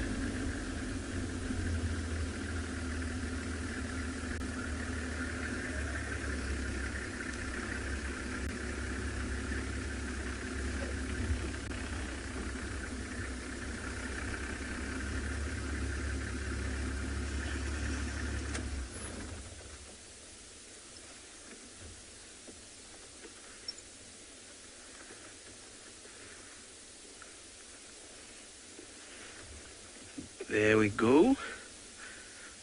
Well, it looks like yesterday they just, you know, decided to hang around in this area. Even though I don't really have a view of those white ones. So it looks like those ones might have left. Along with some members. I see the two roast males are here.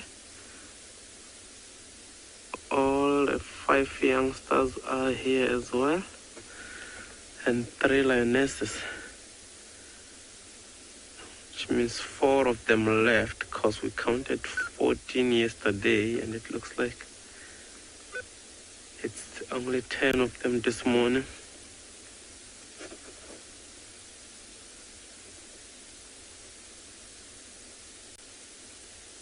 And as you see, like, not really a lot of movements because it has, you know, started to be a little bit, you know, too warm for them to be moving. So from here on, you know, those movements that one might see is those subtle ones of just, you know, moving from one shade to the next. I wonder where the other four went, because I'm busy scanning this area here with my binoculars. There is actually no sign of them.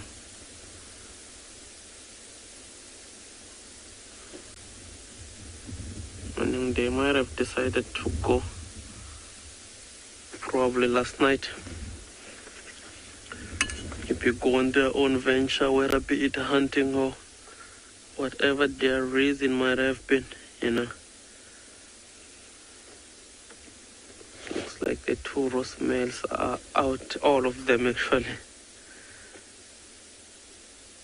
So they've just moved a little bit, you know, east of their previous position. As you can see, those vultures, you know, always sort of following them around. Of course, these are hooded vultures that, you know, will go for their lion skets. They don't come here just for a carcass, because of course, being the smallest, you know, vulture species, they get bullied sometimes when they're feeding with these other bigger species, and hence they are smart about it, if I can call it that. So they will follow these lions just for their sket, which I think it might be what they are feeding on, exactly where they are.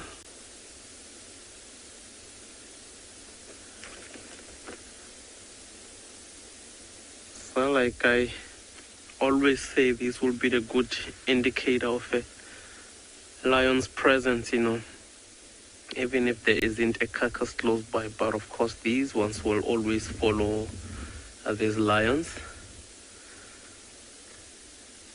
because even a lion's sket, it's a meal to them.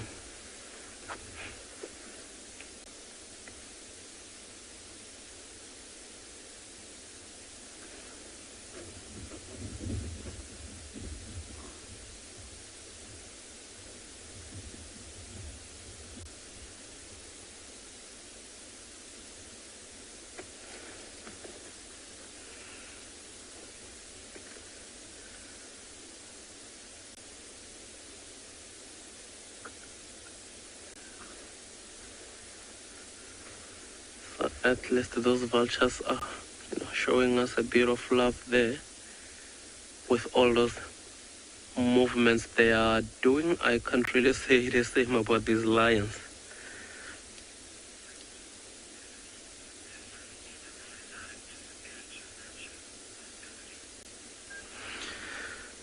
No, Beverly, I've never really seen lions hunting vultures, but of course I have seen them, you know, having a go with these vultures.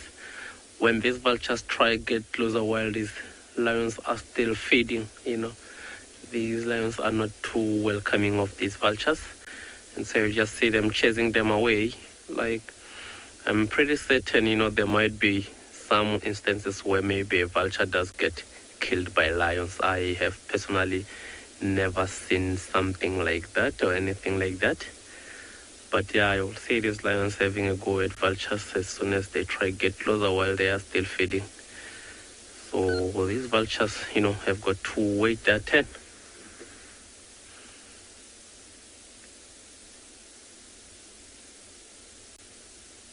And you see, even with these ones, they keep rather a very safe distance away from these lions.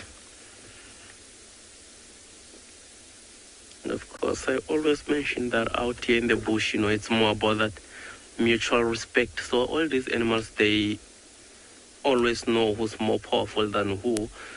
And of course, all the time, the less powerful have got, you know, to give way to the more powerful ones. So it doesn't really matter really whether it's a bird against an animal or animal against animal or even predator against predator. You know, much as these lions are the kings of the jungle, if, you know, elephants decide to make their way this side, these lions know exactly who's more powerful between them and an elephant. So more often than not they will give way. Look at that one cub up.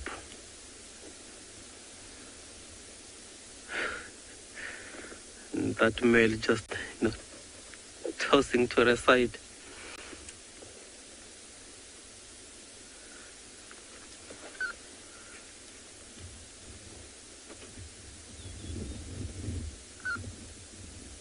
Looking at the belly of that cub, she still looks like she is that full, which I think most of them aren't that hungry yet. But knowing these lions to be opportunistic, if an opportunity for a hunt does present itself like that, they'll of course grab it with both hands.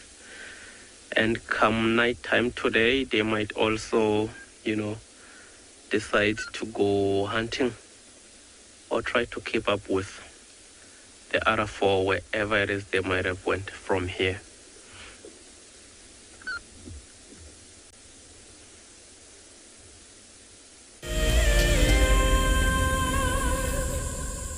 If you are a Wild Earth explorer, then we are excited to announce that there is another unique prize for you to win. Sign up to be an explorer before the 16th of October 2021, and you and a friend could be heading off to an eco-training ranger experience. This 2-night opportunity offers a living and learning adventure where you will combine seeing incredible nature with gaining knowledge on how animals live in the wild. You will approach dangerous game on foot, learn how to track, do some 4x4 driving, and have an exclusive opportunity to join the WildEarth team behind the scenes on the live show. After each action-packed day, you will relax around the campfire and listen to the nighttime choir of animal sounds before you drift off to sleep. WildEarth explorers, it's in your nature.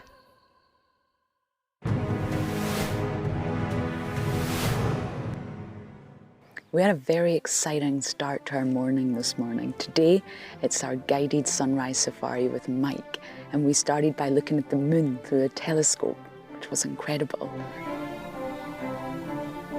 It's been a very different drive from all the other ones, very interactive. European land is something the hoopoes have in common. Hi.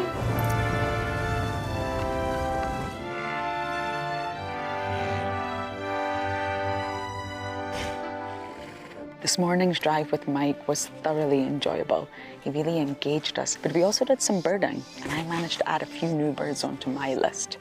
Overall, every single experience with all the competitors has been really incredible, but it's up to the judges now.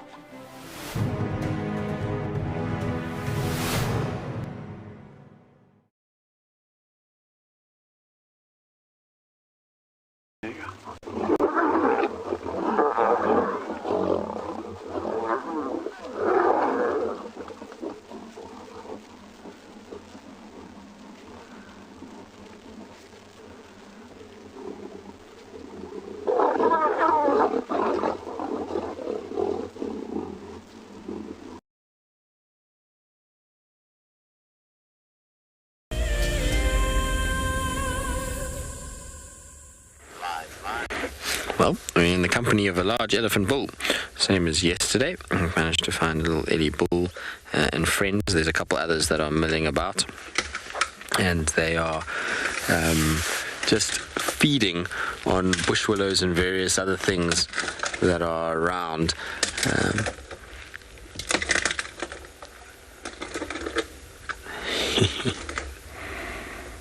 Isn't that cool? I hope you can hear that. It's very loud for us, so I'm sure it should come through to you guys. Let's see if he'll do more.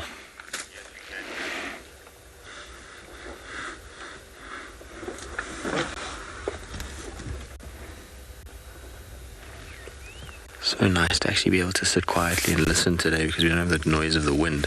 You can actually hear the animals and their movements. So hopefully you can hear his ears flapping and he scratches with his trunk as well.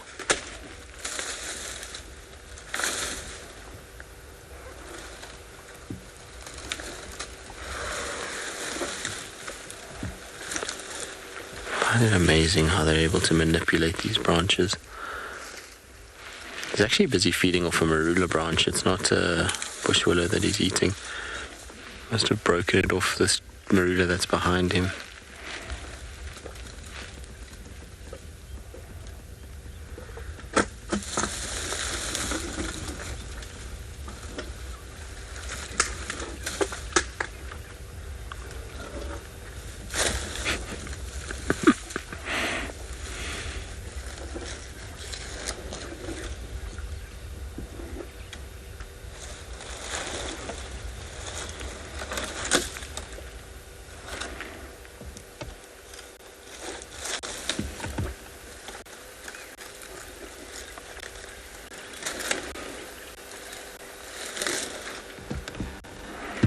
See how that trunk is just sniffing everything, working out exactly which branch he wants to eat.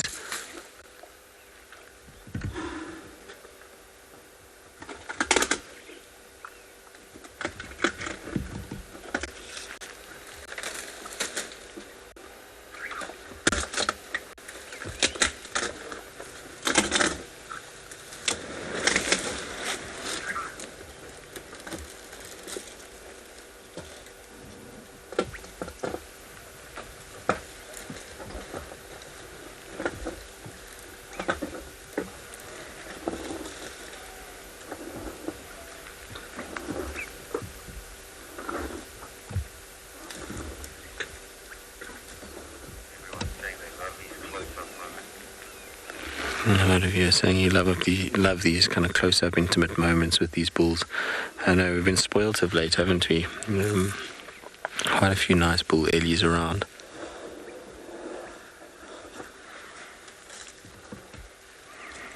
I just love the way that we can show you kind of the details of the elephant itself. So from the trunk to the tusks to the eyes, and then all the little noises that they make.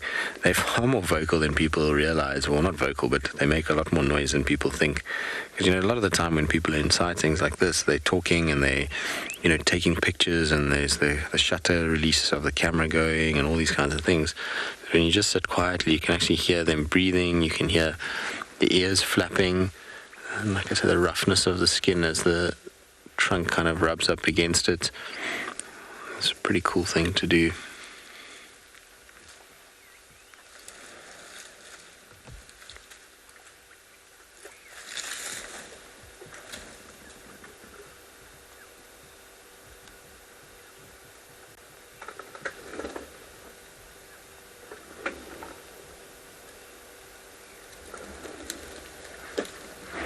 It's been so nice to have lots of relaxed bulls around. Sometimes bull elephants can be a little cantankerous and can be, a little bit testy. But most of the bulls we've had lately have just been so relaxed and chilled and not at all worried about us, which has allowed us to get these crazy sort of moments where we can just be one with them and watch them go about their morning or afternoon.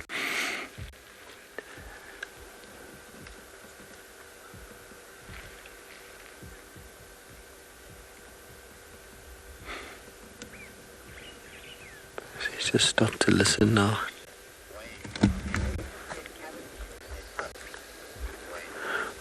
So yes, cavities can develop in the tusk. Remember, it's a tooth, and so modified tooth, and what happens then is that it causes weaknesses and breaks, and then either it breaks below the lip, in which case it will continue to grow, or it breaks above the lip line, and that's that then. Then the root gets damaged, and you won't find any tusk growing. But when it comes to kind of cavities on the tusk, though, it's not the same. I suppose not really the same as the teeth. There's more from actual use in many ways that those fractures and holes develop.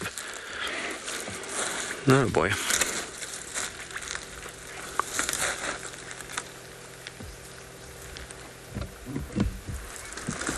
It's also been interesting is most of these bulls are not in musth at the moment. Most of them are just living their best life, and there must be some reason that they have. Water would be my best guess as to why we're seeing so many of them. It's just fresh water that they're finding here that they're not finding in other places. Because like I said, there's no real food source for big bull elephants at the moment to come in. You know, you understand it when we've got the torchwoods fruiting and the marulas are fruiting. Then you kind of realize, you know, well, you get why they're here, but there's none of that. We're sort of at the end of winter now, so nothing's really producing a lot. They're not big fans of the cassias, so they won't eat the cassia pods or the flowers. They don't eat the balusanthus flowers. So it's not those two.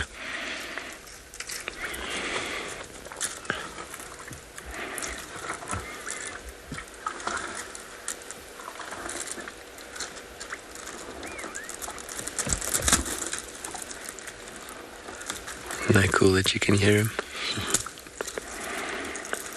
Imagine the stories those tusks could tell as well. You see all the little bits of staining and scratches and scrapes that they're all over them. I reckon there's a few stories in a bull elephant of this size. See, he might lift his trunk to reach the branches above him.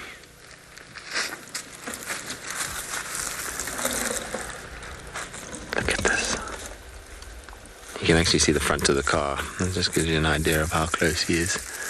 I don't think he can reach the branch though. That's why he's kind of left it alone and is carrying on. But you notice on his front feet, if you look on his front feet, he's got red staining on his front feet. That's from where they've wrapped roots around and have kicked the roots to break them. And they get this cambium all over the feet. It often stains their little ankles from using it.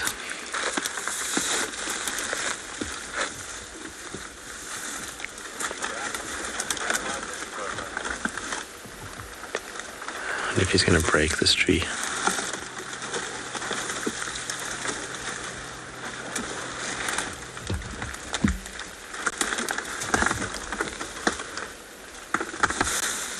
And there we go, 1 times bush willow uprooted. All right, well, while we enjoy our Ellie and spend some time with him, let's send you to a look at what happens at Pridelands, where I suppose going there, you'll experience elephants like few other places in South Africa. If you are a WildEarth explorer, then we are excited to announce that there is another unique prize for you to win. Sign up to be an explorer before the 16th of October 2021, and you and a friend could be heading off to an eco-training ranger experience. This 2-night opportunity offers a living and learning adventure where you will combine seeing incredible nature with gaining knowledge on how animals live in the wild. You will approach dangerous game on foot, learn how to track, do some 4x4 driving, and have an exclusive opportunity to join the WildEarth team behind the scenes on the live show. After each action-packed day, you will relax around the campfire and listen to the nighttime choir of animal sounds before you drift off to sleep. WildEarth explorers, it's in your nature. And one of the places you might just get to see elephants would be here at Leopard Dam. So don't forget to sign up and win that prize and come and join us here at Pridelands. Or you might just get a chance to get on foot, close and personal, with some of Africa's biggest and most iconic animals.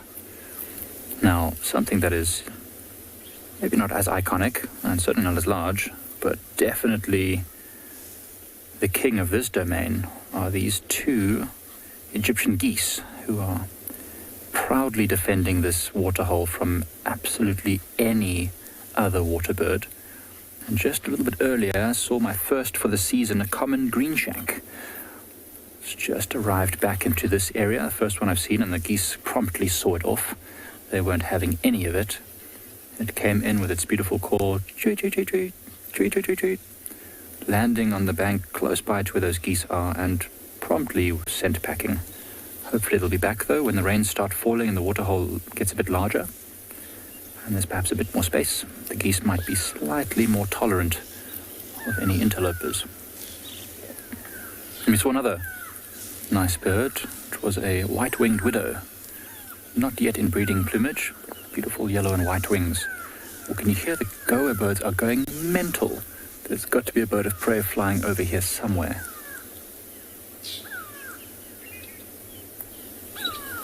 don't see it though, but definitely something has got the birds riled up. Even the geese have sat up and are looking.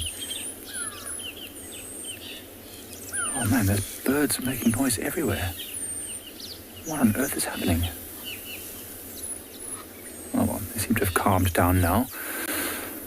So perhaps the danger is past and all is well.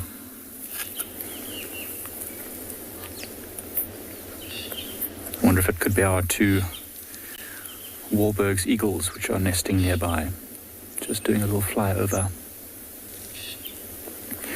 These geese, when they have chicks finally, which shouldn't be very long, they will have to be very, very wary of any Wahlberg's eagles, because they often have, this group of geese had eight chicks last year, and they went down to 2 or 3 eventually. What a shame.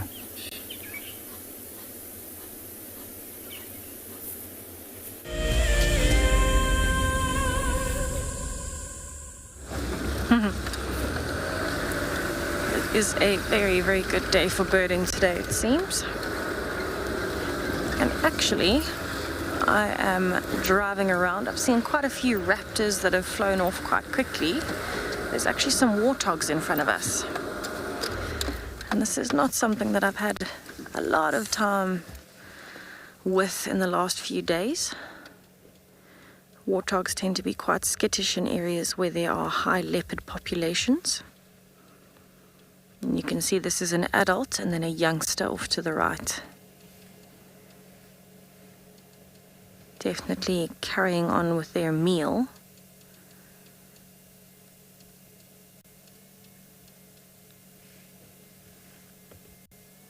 I'm finding it a little bit odd that there aren't a lot more around, whether it's a partner or another baby. But this is probably also one of the most adaptable animals out here. As a warthog at the moment, it looks like they're feeding on mostly grass. But they'll also feed on fruits and any big seeds that they find on the floor. They'll dig things up out of the ground looking for bulbs. And just so versatile with that snout. They can use it like a shovel and really dig up the roots of things. And I just always love how they're sitting on their elbows to do it. Warthogs are definitely one of the, in a sense, lazier of the animals, because why would you stretch your neck down if you can walk around on your knees and elbows? Just shortens the distance you have to stretch.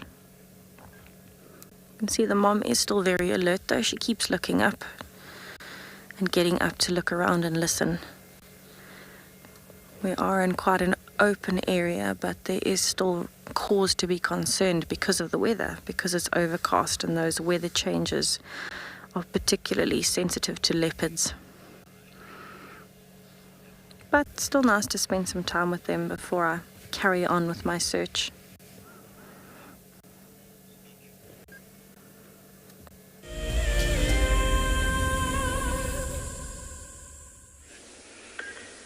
Yeah, welcome back everyone. Oh, look at that.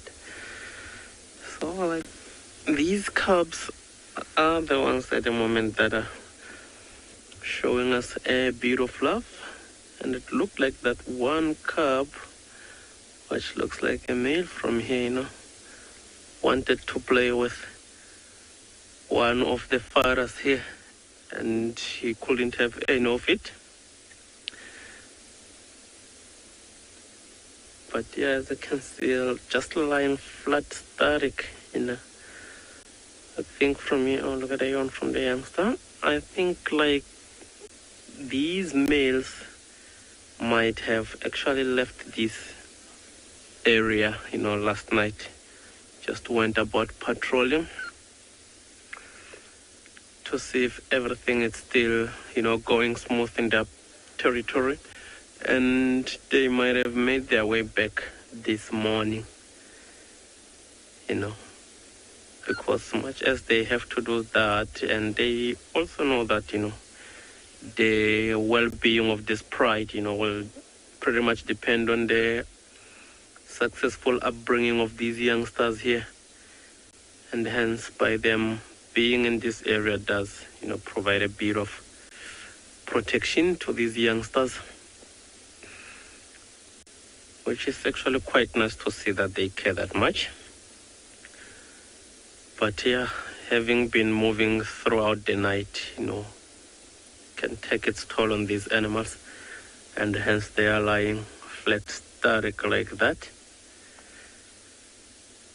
So like I mentioned earlier that it might be a very hot day, and it looks like there is a bit of cloud cover building up. So I don't think it will be, as hot as I have anticipated it to be. And I'm not complaining actually about that. But these animals, on the other hand, looks like they're not really gonna give us much movement.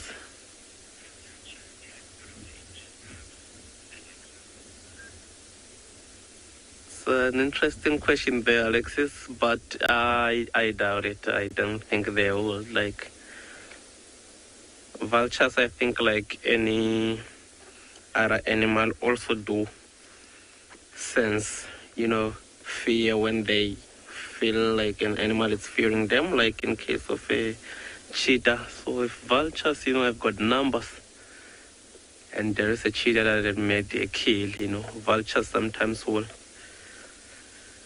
scare a cheetah like that to abandon the kill so that they can have their feast.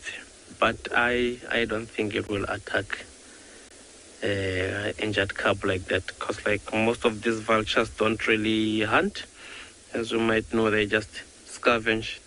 There are also those rare sightings that were recorded of vultures, hunting, which is, amongst others, that white-headed vulture. But still, that being said, I doubt it will go for a lion cub. It knows better than that.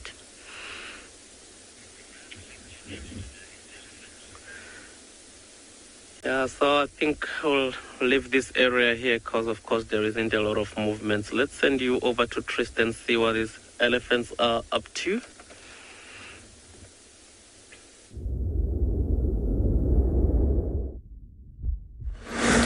Well, we're just bypassing the one bull that was with us because I want to come to the guy that's got the big tusks. He's been hanging around for a few days now, so we're just going to spend some time with him. He's actually not as big a bodied elephant as the one that we just were with, but he's got much, much, much larger tusks.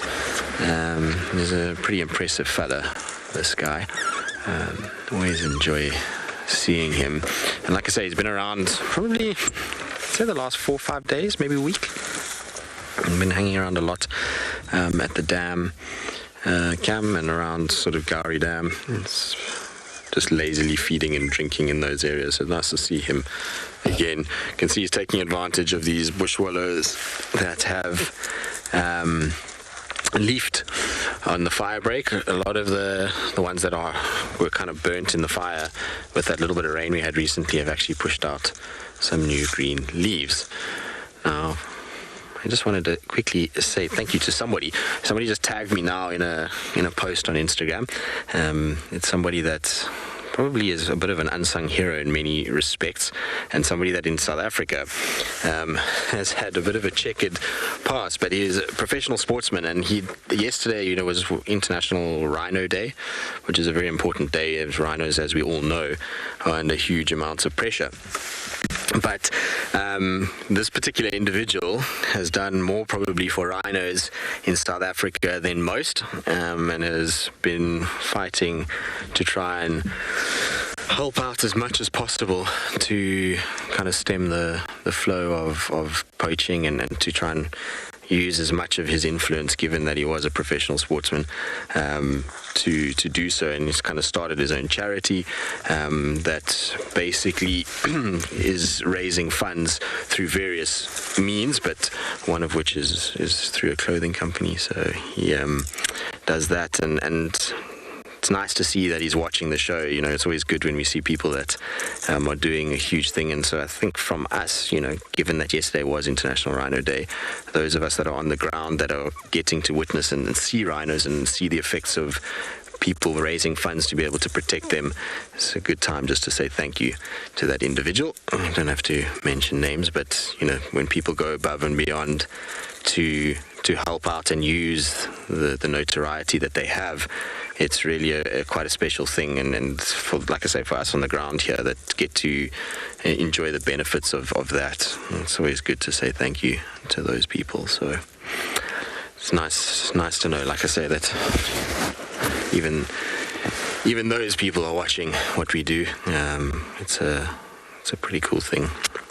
Just goes to show that it's this particular show has got an ability to captivate people from all walks of life. It doesn't matter if you're wealthy, it doesn't matter if you're poor, it doesn't matter if you can never travel to Africa or if you've been to Africa a million times. I think that's the best part about it, is it incorporates everybody, and it's also completely up for everybody of every age group, and that's why WildEarth is as special as it is because it just allows that to be this massive community, and for nature to be the voice and to be the entertainment rather than, you know, having to come up with weird and wonderful things to entertain our minds.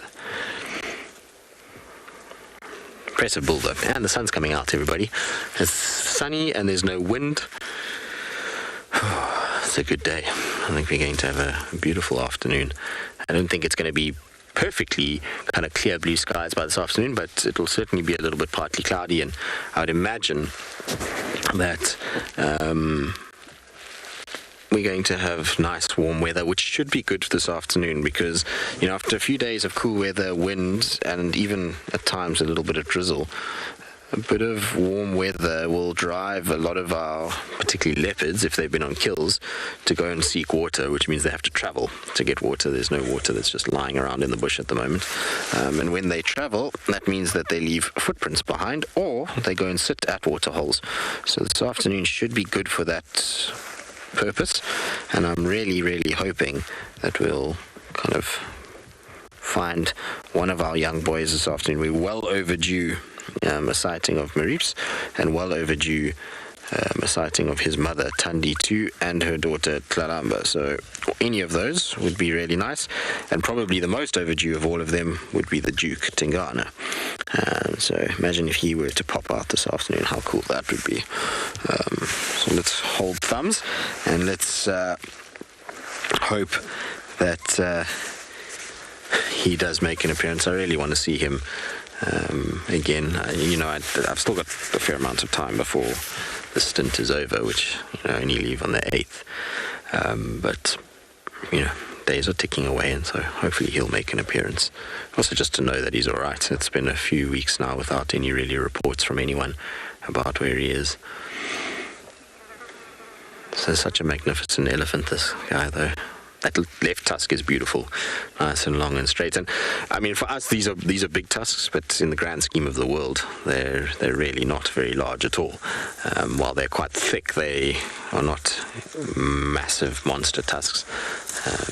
Big tusks are the ones that you see in the Kruger Museum, or the ones in East Africa. Just love how gentle these bulls have been of late. Neither of them have, well, any of them. Yesterday afternoon we had big bull as well. All of them have just been super gentle and relaxed.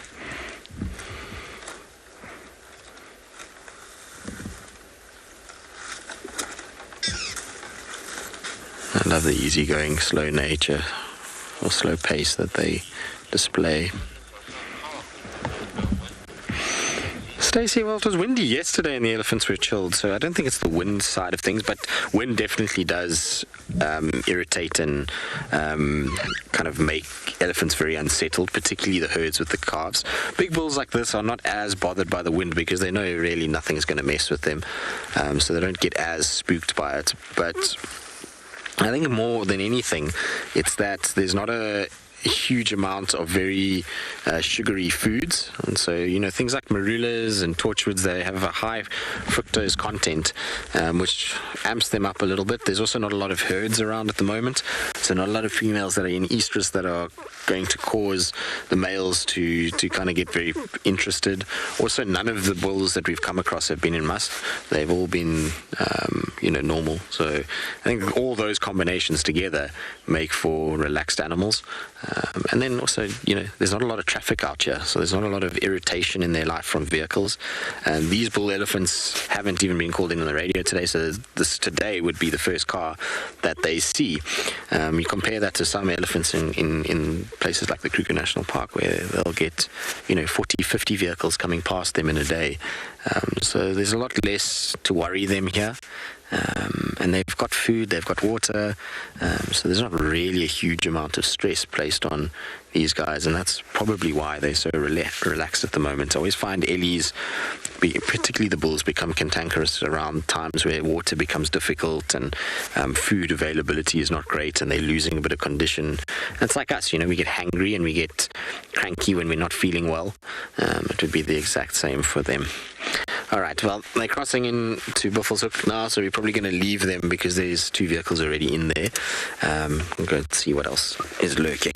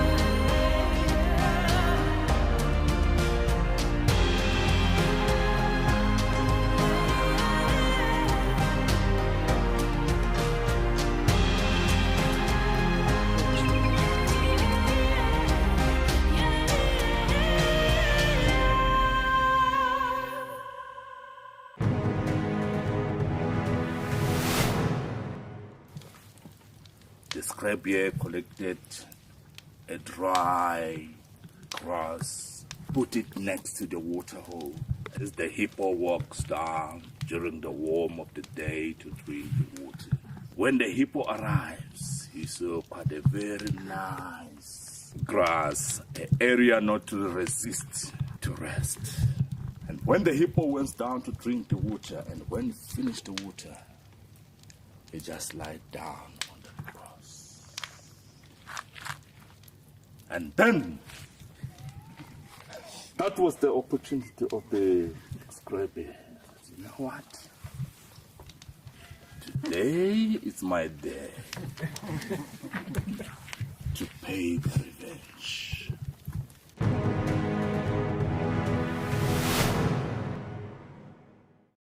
I've seen something I've never seen here before.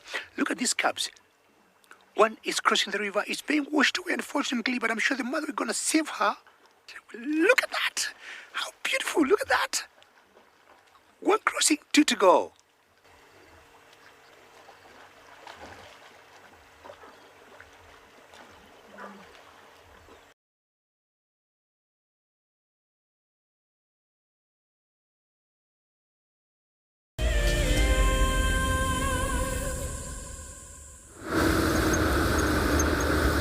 So I have continued my bumble. I have kind of come back towards the southern side of Djuma. So Djuma's on my left at the moment. And I am looking around to see if I can find any fresh tracks. I think with the strange weather that we've had, the predators are moving quite a bit, but unfortunately maybe just not in the areas that we're in right now.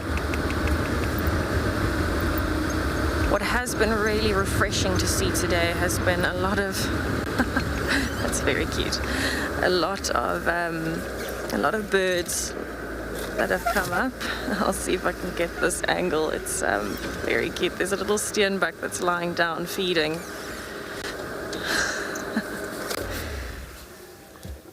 Just on the edge of the fire break.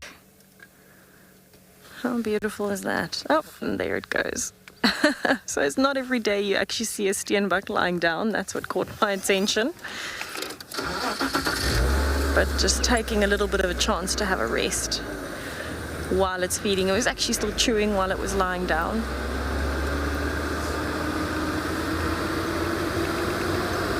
And very, very cute to see. Lots of new fresh growth along the fire breaks in particular. Alright, I'm going to carry on and see what else I can find, but let's go back to Tristan, who's caught up with his elephants.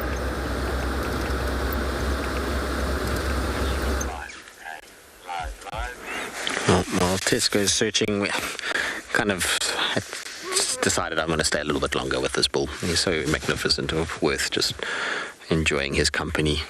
It's not like there's 1,000,001 things to go rush off to, so rather just sit with him and enjoy. I see that there's a few birds also hanging around his trunk and his feet. So typical to have Birchall starling and fork-tailed drongo. They're the two that do it the most. Sometimes you'll get wattled starlings, but they mostly like herd animals. So you'll find them generally accompanying buffalo and big herds of zebra and wildebeest. But every now and then around ellies and in the Botswana or the Delta area, you'll find carmine bee-eaters following the elephants around. And it's all just the same reason. It's because they disturb things. Got big feet, big bodies, a trunk that's moving branches all the time, and so insects are constantly being displaced and therefore providing easy hunting opportunities for said birds. They don't have to actually kind of physically fly around looking for food. They just know that the elephants will bring it up for them, and as it flies until it's disturbed, then they can just come down and grab what they're looking for. But it's amazing to see the sense of scale. If you look on the tail area, you can see the little Birchall starling. It's not even the same size as the tail hairs of this bull elephant. The bull elephant's tail hairs are longer, so a massive size difference between the two. But it's interesting to see how they can coexist and how one can benefit from the other one just by hanging around.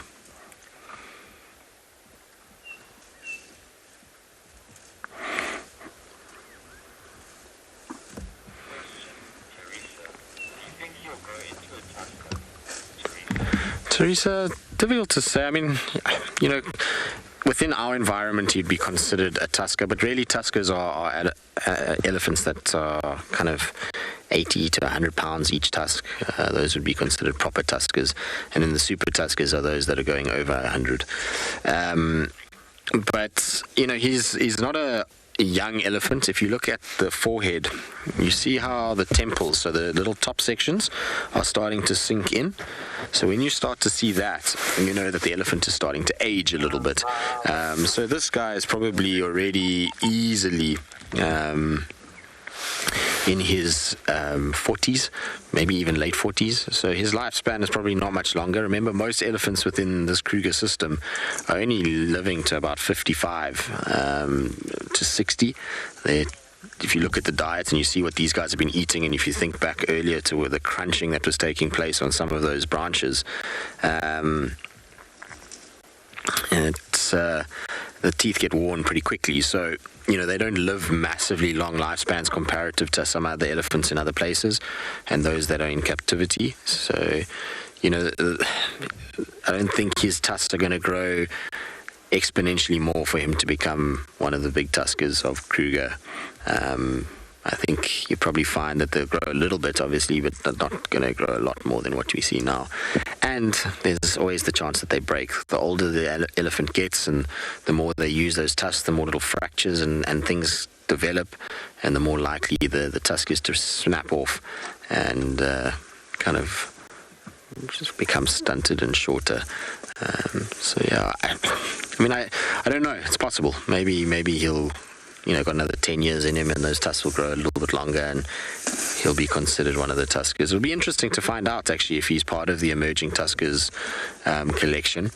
I think it's on Sandpark's website that there's a sort of database of the emerging tuskers, I think.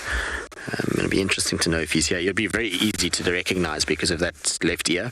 You see that U-shape cut out on the sort of top part of the left ear. He's got two of them, one big one, one small one. So that should be easy to find him if he is on there. And then his tusks with that sort of slightly higher right one and slightly lower left one should be possible. But I don't think he'd ever be considered. He's definitely not in the same frame or of reference as the Magnificent Seven that used to grace the Kruger National Park. Those guys were on just a whole nother level. These tusks, while they look big and impressive, when you see those tusks from those Magnificent Seven, you realize just how small these actually are. It's quite a humbling experience to go to that museum and to go and see those tusks and to kind of stand up next to them. It's really nice because it's quite you can get very close to the tusks and actually see all the intricate detail, and you can stand next to them and you get a sense of how tall they are, or how big those tusks are and how wide they are. So, when you see those and compare this, it's just not in the same league, I'm afraid. But that does not take away from the fact that this is a pretty epic animal. And for us here, he certainly is one of the bigger boys that we will see in this part of the world. Most of those big tuskers that we're talking about are all up in the north of Kruger in the Mopani lands. Don't see them down this side.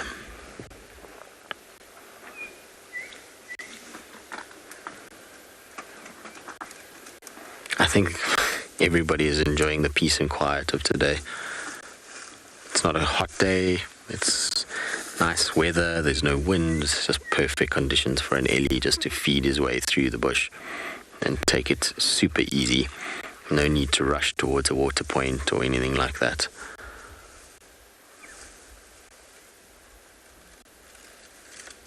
Just love how intricate they are with their trunks. You can see how it's constantly sniffing about and looking for little bits. Randy, do animals have birthmarks? Never really noticed anything, so I guess the answer to that is no. I don't know, maybe, actually. I've never really thought about it, and I've never ever been asked that before, which is quite amazing, given the length of time I've been on the show. We generally have covered most things. But yeah, I've never noticed it, so I don't know, but maybe it's possible. But I'll have to go and do a bit of research for you and try and see if they do indeed get such things. I wonder what it'd look like as well. I suppose it'd be different for different animals.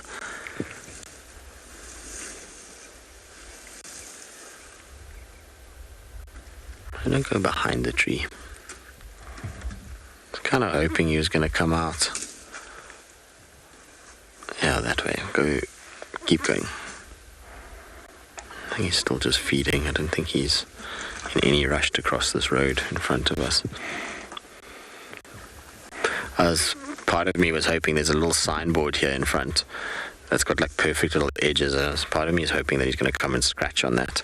We know elephants love a good scratch from time to time, but that's generally when they're actually properly scratching is after they've mud wallowed, and you can see he hasn't been near the mud yet today. He's been in water somewhere because his skin is quite dark and he's got that lighter soil that he's thrown on the back, which they do after they've been in water, sprayed themselves. But he hasn't been on mud. When they've been in mud, then they go up to the nearest tree or whatever they can find, and then they rub themselves all over the place. So I don't know if he'll do it, but it'll be cool if he does. Worth maybe being patient for and waiting. I'm not sure the sign will stand up though to his weight. Oh well, get pushed over every now and then. Alright, so we'll probably sit with him for a little while longer. Like I say, I'm just enjoying being in the company of such a magnificent animal, and we'll just see what else he gets up to.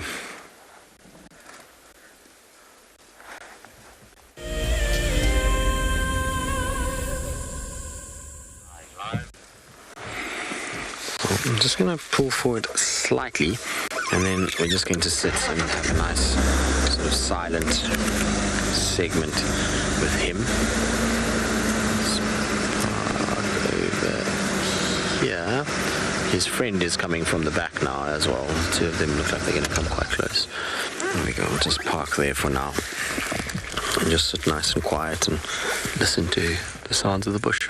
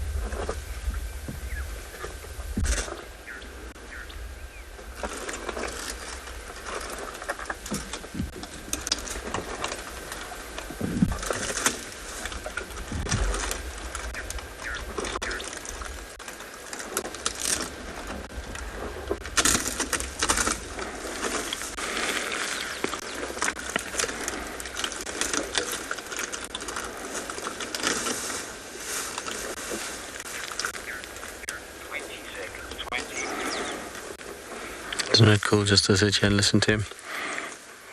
It's something that we should all do at some point in life, is just stop and listen to the sounds of nature rather than always trying to find ways to entertain ourselves. Anyway, I'll probably leave these guys now and see what else we can go find for the rest of the drive.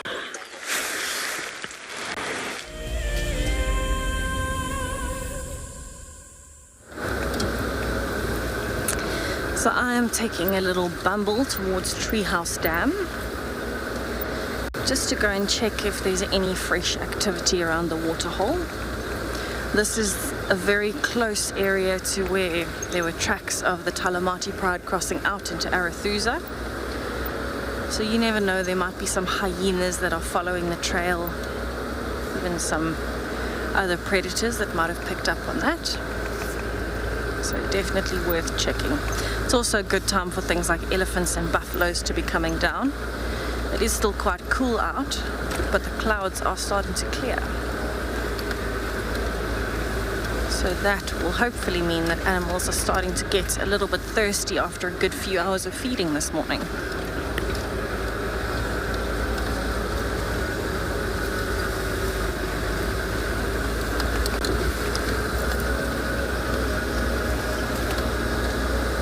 There is actually a little drainage line on my right hand side that's leading up to the dam,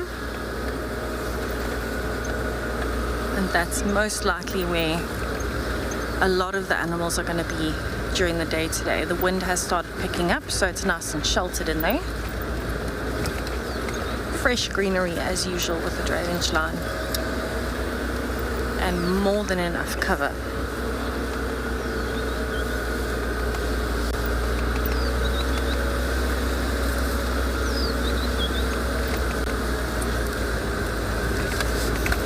A lot of cisticolas and sunbirds out today. It's lovely to see them just at the tops of the trees as you're going. You can see them flitting off.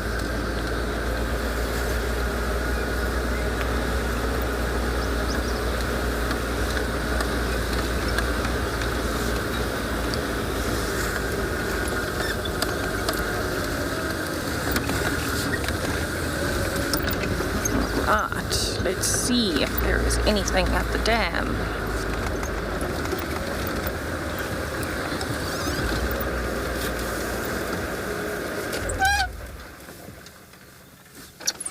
Alright, so it seems fairly empty. I know that there is a resident hippo here, but it is nice and cool, so maybe the hippo is moving around.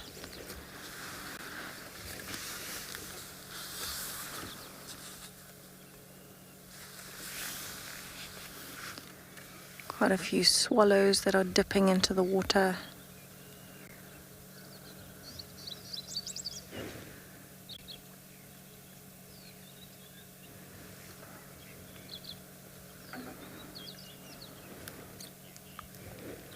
Eugene, yes, the bird life has been lovely this morning.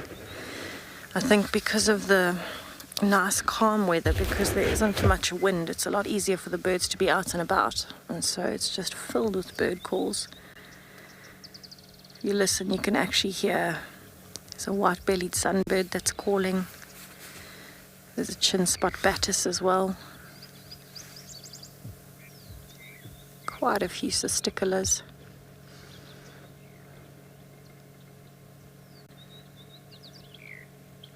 It seems like the birds just have a lot more energy today, chasing each other around.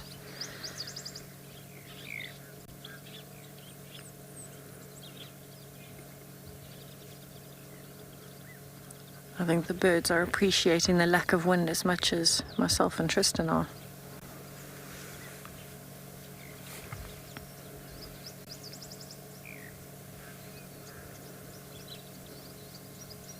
There's even a lot more francolins and spurfowls out today.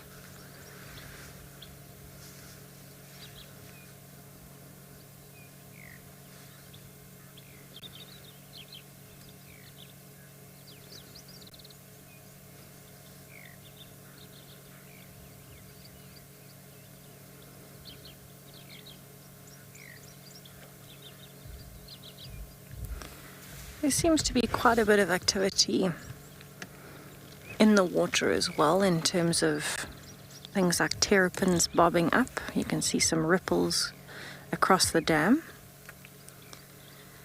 And I think there's also quite a few fish and insects around the waterholes today.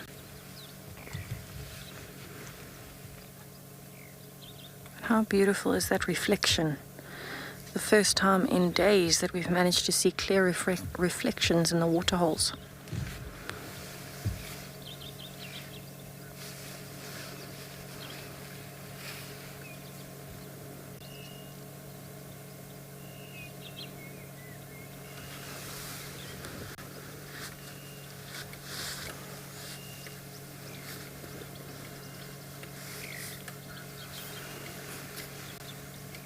I actually don't think that the hippo is here today, because it has not come up at all for air while we've been sitting here. So very possibly with the cooler weather last night, with the anticipation of possibly some more rain today, maybe this hippo has decided to move to a different waterhole. But I'm definitely going to sit here for a little while longer and just enjoy the bird calls and the tranquility of a waterhole.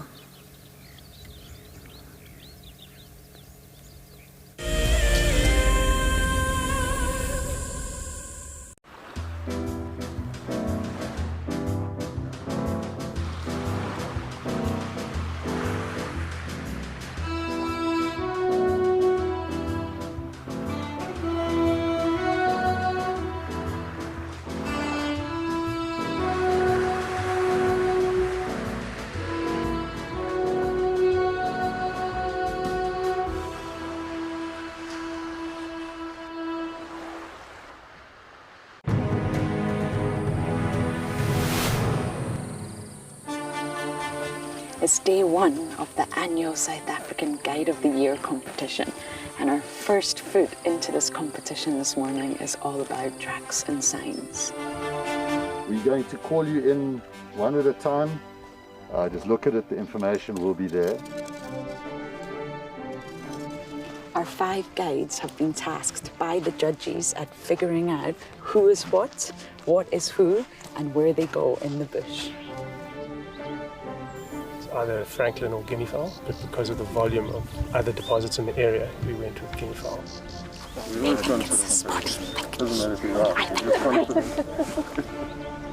Detailing the surrounding that you need to look out for tracks. The details is very important.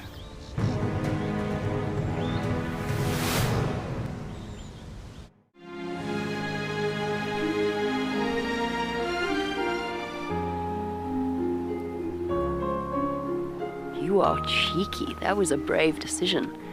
Amber Eyes is... Oh. That is so magic. That was absolutely wonderful. Amber Eyes just gave that cub an enormous hug. Expect the unexpected here on WildEarth daily. I love being a cam up for WildEarth. The animals coming right up close to you, especially like lions.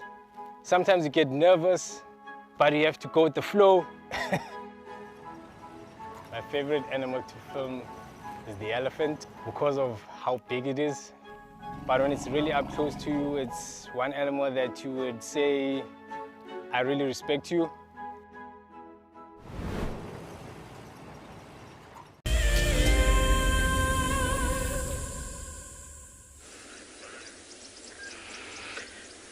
Welcome back, everyone. Of course, that relationship we spoke about earlier, these red-billed oxpeckers and these animals. And in the case of today, more giraffes than anything else really. So they are trying their best, to get rid of all these ticks.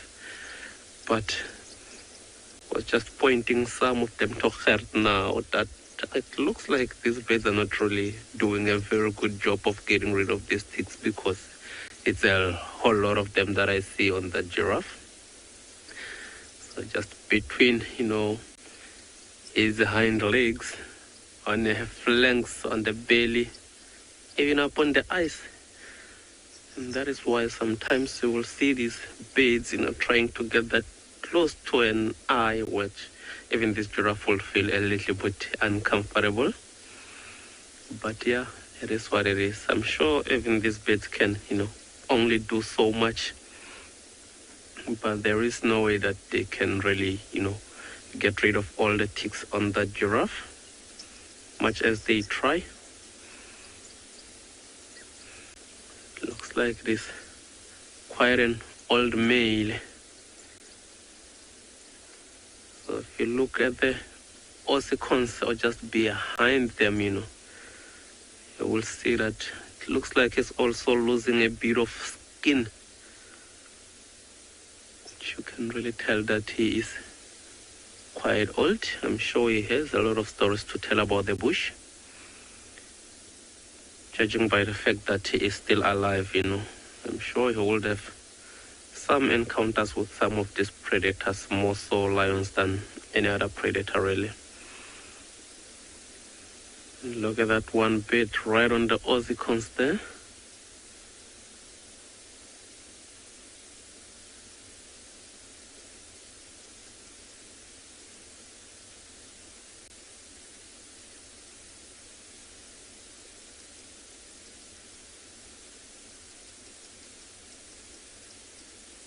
There it is.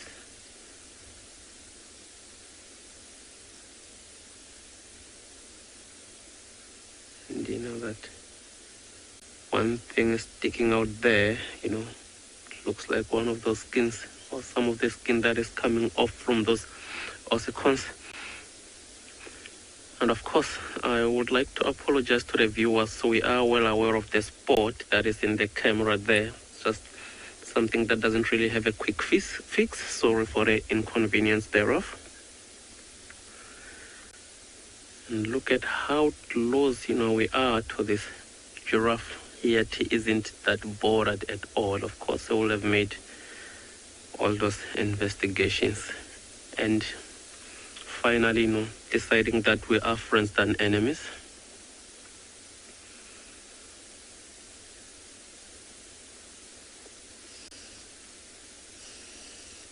Just looks too peaceful, except when these oxpecker starts calling,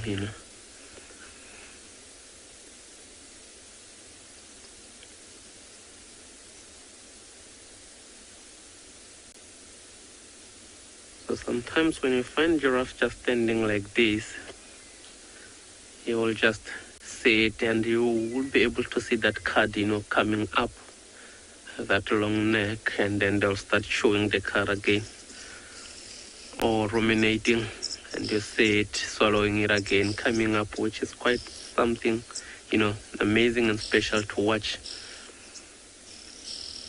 Only this male here is not really ruminating at the moment.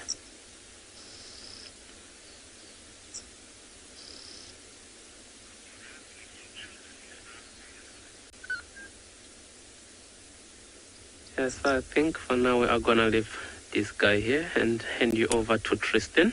Let's see what the elephants are up to that side.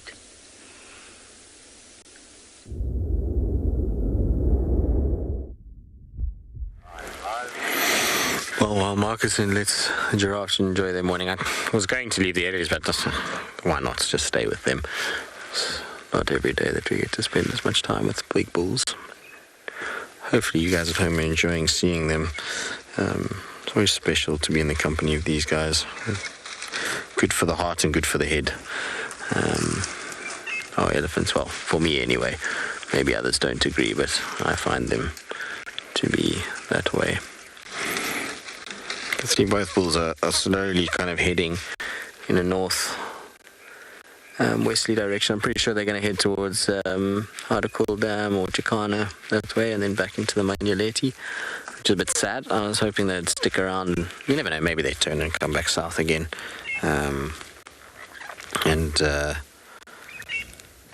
Come back towards quarantine. It's just been nice to have them around.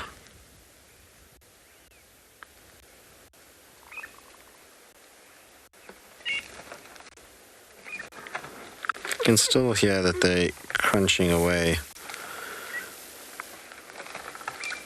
Well, this particular bull, the other one is slowly mobile down the road, but this guy is still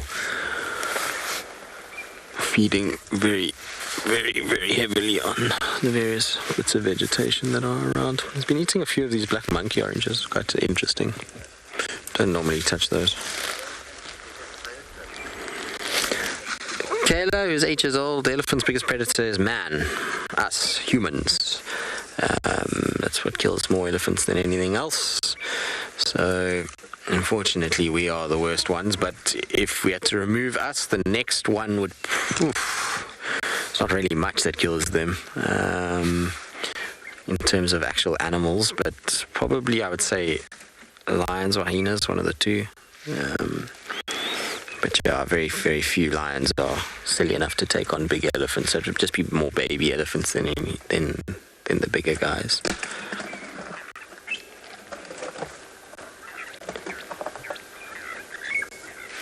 This guy is absolutely loving his tree. You can see he's also defecated all over the road there, which is par for the course for an elephant. You know, what goes in 4 hours' time generally comes out.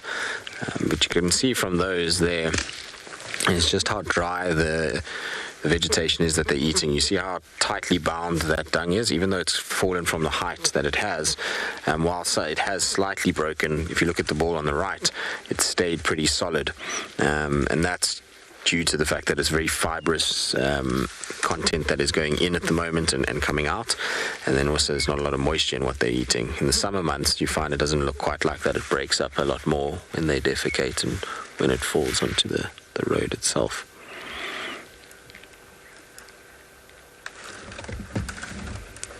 You also see that will last for weeks now, in fact almost months, whereas in summer that would have been already starting to be processed. You'd already have found dung beetles starting to arrive at it, and various other creatures, and then eventually the hornbills come and they dig through it and they separate that dung out, and it kind of dissipates pretty quickly.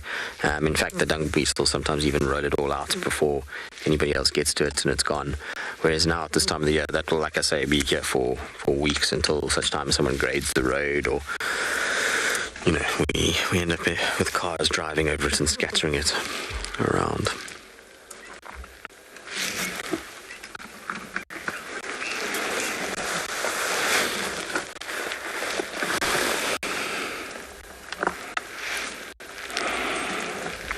But it is that time of the day, everybody. It's the end of our sunrise safari. Been a fairly quiet one on Djuma, but sounds like Ngala and Pridelands had lots of interesting things on there, and it seems like there's a little bit of something for everyone, between cats and ellies and plants and everything else that came about. So I hope that you enjoyed it, wherever you may be. Remember that we will be out and about again this afternoon, and while we don't have any concrete signs to follow up on for this afternoon, if the weather holds and stays like it is and no wind, then it should be a fairly good afternoon, and hopefully we'll get a little bit more luck on this side of the world. But from all of us, it's been an absolute pleasure. I hope that you have a good day or night further, and we'll see you all this afternoon on the Sunset Safari.